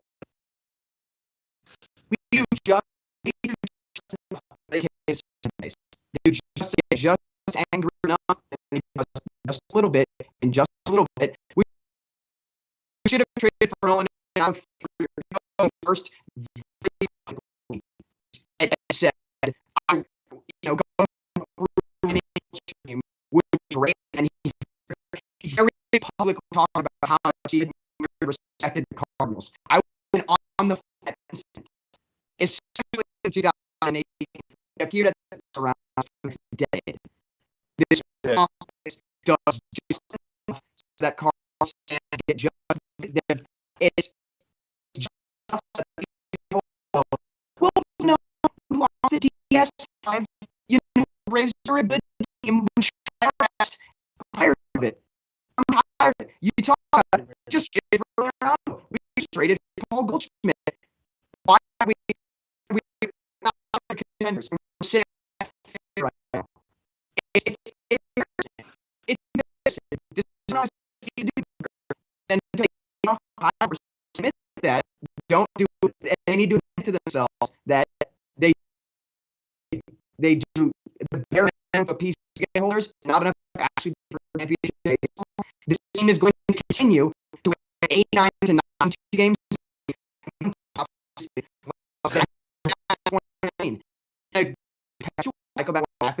Again and again and again. And that sucks. And that's why Cardinals fans are insufferable, because from the surface level, you look at and you go, what are you complaining for? You make the playoffs every year. Yeah, we make the playoffs every year. We're the 6th most valuable franchise in all of baseball, and we refuse to spend money. It's embarrassing. We penny pinch, and we make more money than 25 other franchises do. We are worth so much money, and we have an incredible fan base that gives them millions and millions of dollars in revenue. We have the highest average attendance percentile of any team in the league. The Dodgers are the only team that has more raw fans than us, and that's because their stadium is bigger. I can empathize with that. We have an incredible fan base that demands a winning championship product, and John Mozeliak will trade for TJ Zook at the deadline and go, well, you guys said we needed a better bullpen. And it's like, and I'm like, yeah, I didn't have TJ Zook in mind, dog. He's at AAA now. Like, that is why Cardinals fans on the surface look insufferable, because we complain about making the playoffs every year, but it's frustrating because as you mentioned, we win every year. We never commit to a rebuild, but we demand a championship, but we don't ever. The only time we get one, 2006, we made a ridiculous miracle playoff run. Granted, we had incredible talent and all that, but like we won 82 games that year. I can empathize with what you're saying. I'm aware. Just based on what I heard, I wasn't here for all of that, but it's just like as a fan of a team that fired Kevin Mather in the offseason, and based on the things that he said, it's just like this team, absolutely could have been spending money in more opportune moments. And maybe maybe this team is in exactly the same position they are right now record-wise, but maybe their Pythagorean wins look a little bit better because of it. And for whatever that's worth to whoever that's worth it to, that's something. But it has brought a lot of undue stress and anxiety on the fan base, because how much of his very blatant and very obvious like penny pinching ways persist in the franchise to this day, and how long will they persist? Like, could his methods be a roadblock in the success of this franchise in the future? Well, so I totally get what you're saying. I know it's a completely different thing. It's like, you're mad about penny pinching because it's stopping you from making a World Series, and we're mad about penny pinching because it may be stopping us from making the playoffs in general, from being a 500 baseball team. But I feel like the principle is the same. Yes, it is. And what's especially frustrating too is the organization. And what I'm talking about, I'm not even talking about just an on-field product. So Busch Stadium 3, when it was built, it was first constructed in 2006, and the Cardinals envisioned like Ballpark Village. They were essentially trying to do what the Cubs had with Wrigleyville, but it would have been entirely team owned and like operated and like owned by them, and they were going to develop an entire city block. And like, I'm a fan of sports teams that are in like Scott, like with Detroit, and like me with St. Louis. Like, those are two cities that like are craving and are desperate for major economic development in those cities to help revitalize them. And because the ownership penny pinches and stuff like that, they didn't open Ballpark Village, which is like a restaurant behind left field, until like 2014, 2015. And they have underpromised on things like that as well. And I'm like, it'd be different if they were underperforming in terms of the spending money on the field, but they were putting it into the community. But it's the fact that you blatantly disregard and don't do both, and they play that politics game, that makes it doubly frustrating. Yeah, and that is where, if it was one or the other, I could ask for them to be more engageful in the community if we had won a couple World Series in the last 10 years. And again, going back to me being a Mariners fan, it's just like when Kevin Mather was in charge of the Mariners, one of the things that his, like the stuff that he was in charge of as chief executive officer of the team, one of the things that he made a specific effort to block was the building of a new arena in Seattle that would have housed would have housed the now Seattle Kraken and the potential future Seattle Supersonics NBA team. And Sonics, because there were plans that existed to have another arena built in the Soto neighborhood, which is where T-Mobile and Lumen exist, and they blocked that. Like, the Mariners blocked that, and that was off of Kevin Mather's like business savvy, quote unquote. Well, like, and however you want to qualify that. This speaks like to those kind of things just breed and they exemplify an attitude of a team that exists for the bottom dollar and nothing more. And it's really frustrating. The Ilitch family has done all of this to extremes. And I think the most frustrating part about it for us is that his dad was the opposite. So we go from my whole childhood and my whole life up till I was 18, having an owner that gave everything back to the city of Detroit, and was one of probably the second most important person behind the Gilbert family, like in the entire city, that was like involved with the revitalization of it and making it such a better and on the come up kind of city that it now is. Shouts Mike Ilitch. Scott, real quick.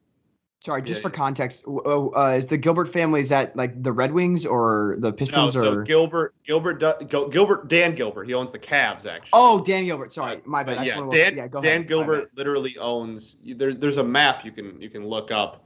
Dan Gilbert literally owns like a third of the buildings in Detroit. Go ahead. I just want to provide a little. No, for sure. So Chris, or Mike rather, Mike Ilitch, my whole life is doing so much for the city and is such a leader, and everybody loves him. He's pouring millions of dollars into the city of Detroit. We have a top 3 payroll in all of baseball year in and year out. He's dying for a good product on the field, and we're we're getting Prince Fielder, we're extending Miguel Cabrera, we're extending Justin Verlander, we're going out and getting free agents every single offseason, like between what he did for the city and he owned the Red Wings, and they had a 25-year in a row playoff streak going, and like the last couple of years were the last 2 or 3 years were like just getting in and getting swept, but like in the earlier 2010s it was still like, okay, this is an actual, like, we have a chance of, like, we won a title in 08, made it back to the cup in 09, like Yeah, the definitely.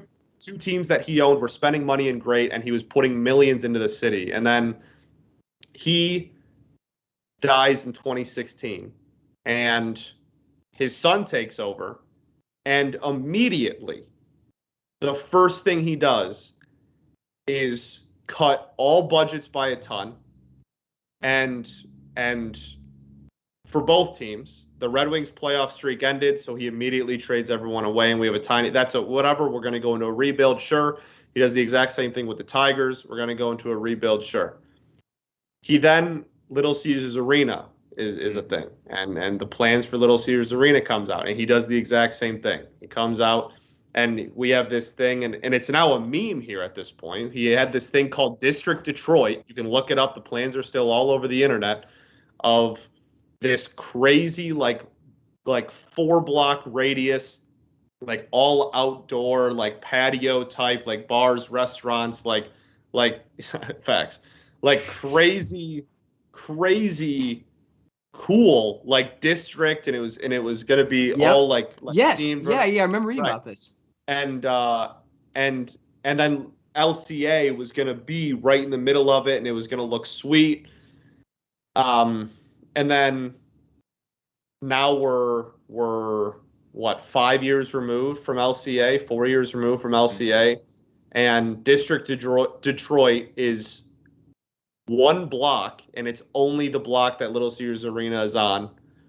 And he has not, the first multi-year deal he has signed anyone to in the Tigers was this year, and it was Robbie Grossman for 2 years, $20 million. All people couldn't have added And David Dahl to the team I and signed know. him to a multi-year contract. And, no. Hey, shout out David Dahl, by the way. Sorry, Shout out David Dahl, very known- kind guy. Did it. That was a friend huge of Scott Bentley. Yeah, David that was Dahl. really Noted cool. friend.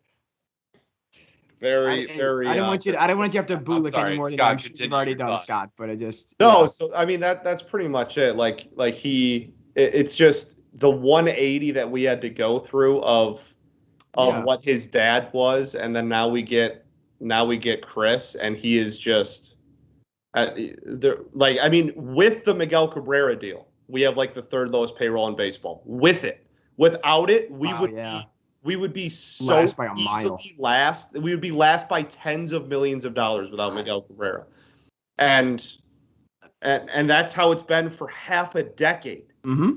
And we lost 119 or 114 games in 2019. Like the Red Wings in 2019 put together literally in 1920 put together literally one of the worst hockey products in the history of hockey. That is one of the proudest, like, it's called Hockey Town. Like, that's one of the most proudest franchises there are, and historic franchise. Right. And then that, along with just the refusal to put any money back into the city, and the just blatant lies he has told everyone about District Detroit and buying all these things that his dad did and everything. And I think just like we all have those similar frustrations, but then just seeing the handoff between his dad to him makes it like 10 times worse, because this because you have speaks something to compare it to.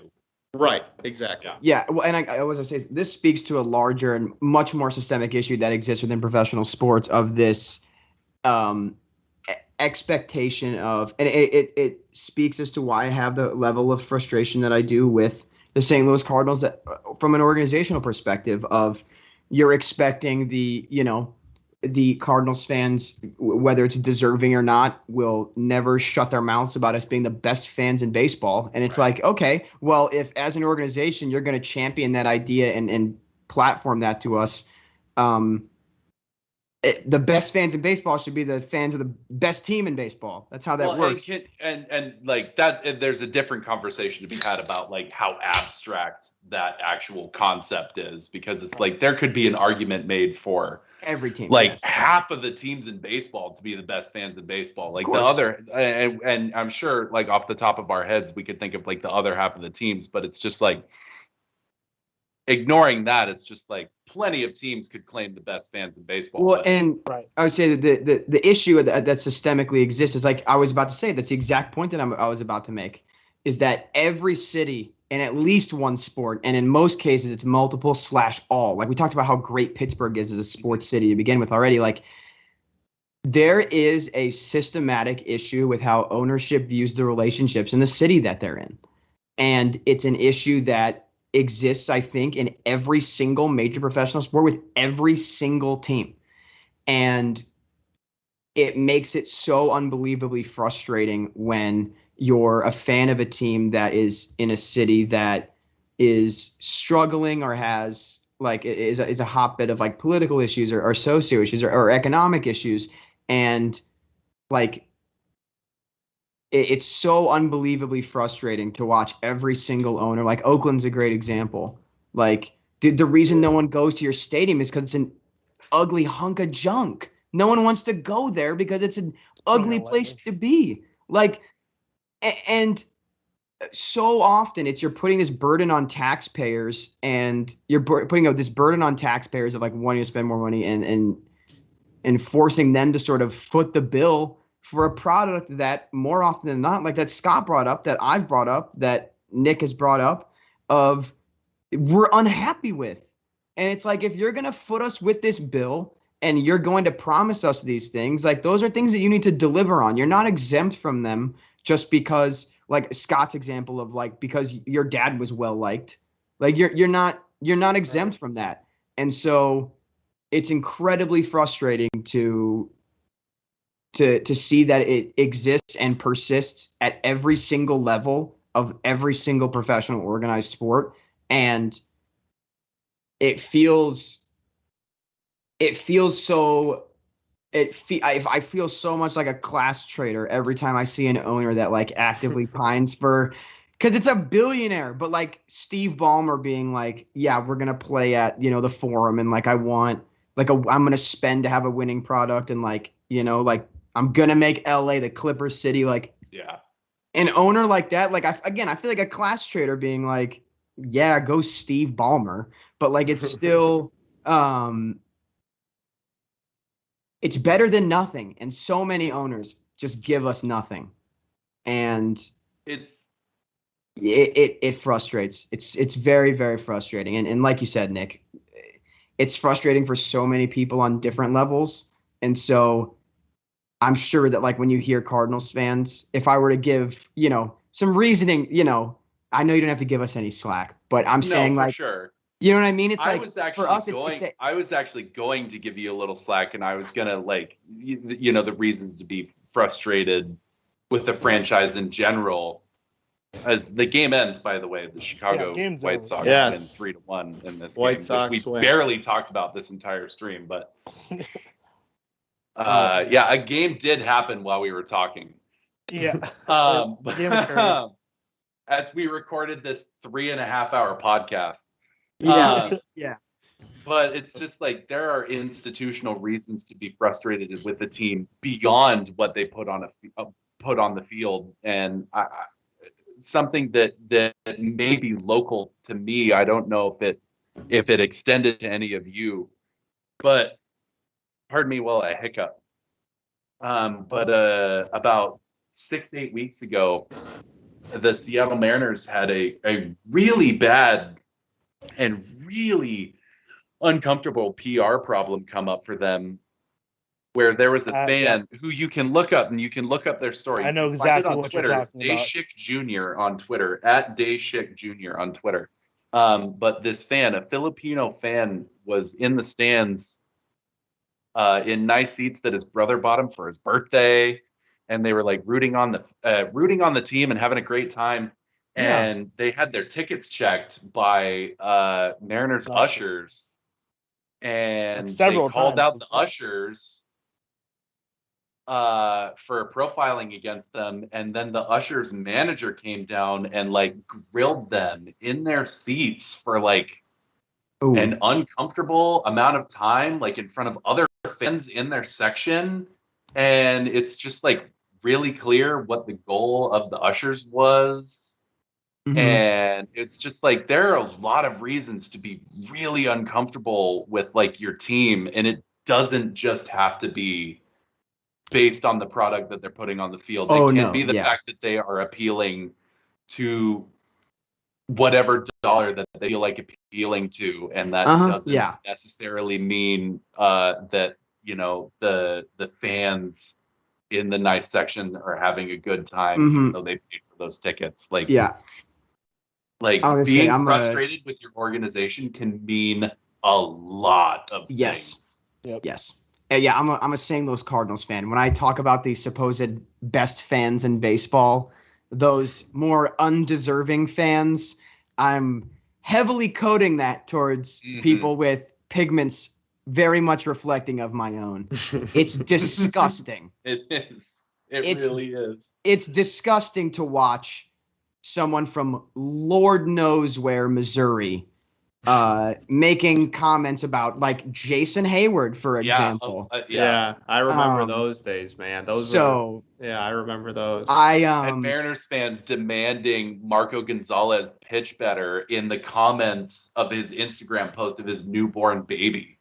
Yeah. It's just like Marco Gonzalez is a noted Latino player, and people are demanding better play out of him out of a completely innocuous Instagram post, and they're all white.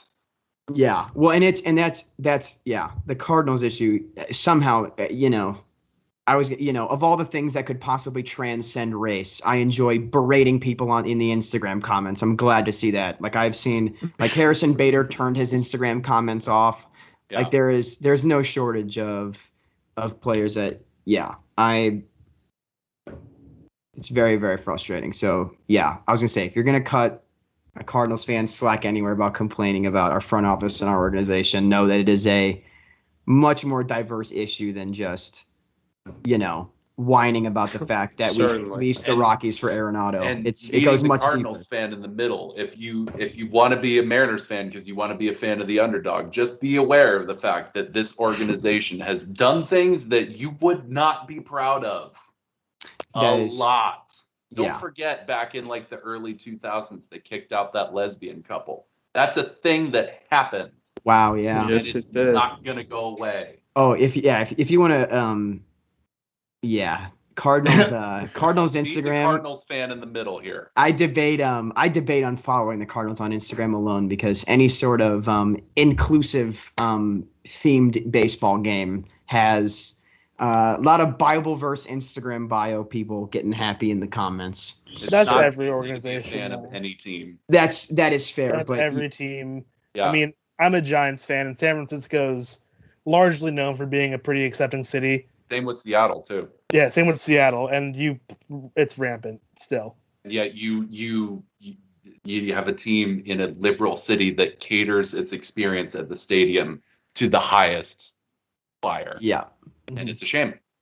Yeah. We are currently racking up the score for our trivia. Yeah, I was gonna say I'm glad Yeah, I'm glad that us. Hey, you know what? This was a nice little therapy session for us to sort of get out a lot of our grievances to a little bit wider of an audience, because I'm sure that we've all done our private complaining with people in our own fan base. So Giving Kate plenty of time to rack up the leaderboard. yeah, Conversations are important to have. So I agree. They're very important to have, and Yeah, I'm glad that it's encouraging to see that I think more and more you're seeing that with each and every new generation, you're getting a wider and wider audience that's willing to call people out on stuff, because, Cardinals ownership, I mean, the Anheuser-Busch family, I will say, like, I do respect that, there are positives to talk about, but it's mainly those that are employed by them that I have usually the biggest gripes with. And I think the other thing too is like you cast a wider net and an audience, and what it forces teams to do is cast a wider net in their hiring of all positions, like front office, service, ushers. At every level, you cast a wider net and you hire more and more qualified people, and you let teams bring a better experience to everyone. And I think that goes to that's what matters. I think that the staff reflection, the way that a staff looks top down reflects top down the kind of audience that's going to come in. And so having, and time to self-indict, having a bunch of daddy's money a-holes be the only people that you got in the bleachers at your games. If that's who's running your front office, you're going to alienate a large majority of the people that actually are interested in watching your team. So I really thought I had a shot at winning tonight. I was doing pretty well. Calculating, I'm close. It's very tight. We are done, and Thatcher wins by a point. Thatcher wins by a point. Does that mean John Principe is fuming right now? He literally voted for there will be a no-hitter. And Thatcher voted for there won't be and got 1 point. And that's the difference between Thatcher Absolutely iconic. Carson gets 3rd, Peyton 4th, Nick 5th, Diego 6th, Nate Temple 7, myself 8, tied with nobody, and Dylan Vindy Stanek last place. Bringing up the rear. Checks Shout out. out Dylan Vindy Stanek. We love Garrett. All right. I think that's it then. I think that's all. Thank you guys very much for hearing me complain from my ivory tower. Thanks everybody for coming in, enjoying us kind of record what was basically a 3.5 hour podcast. We mentioned the game every downer note. Hey, we did pay attention the most when Lance Lynn got his sweet 2-run single. We did. And then every time he came up after that. Yeah, that is true. Lance Lynn man his credit. All right. Well, we'll be here next Sunday at a minimum. And follow us on Twitter, whatnot, and see if we're here before next Sunday. You'll hear about it through there. So. Oh yeah. Stay tuned. Around. Thank you guys so much. Baseball. DiamondDigest.com. Go baseball, baby. Cop some merch. Read Go our articles. Go Mariners. Go baseball. Go baseball.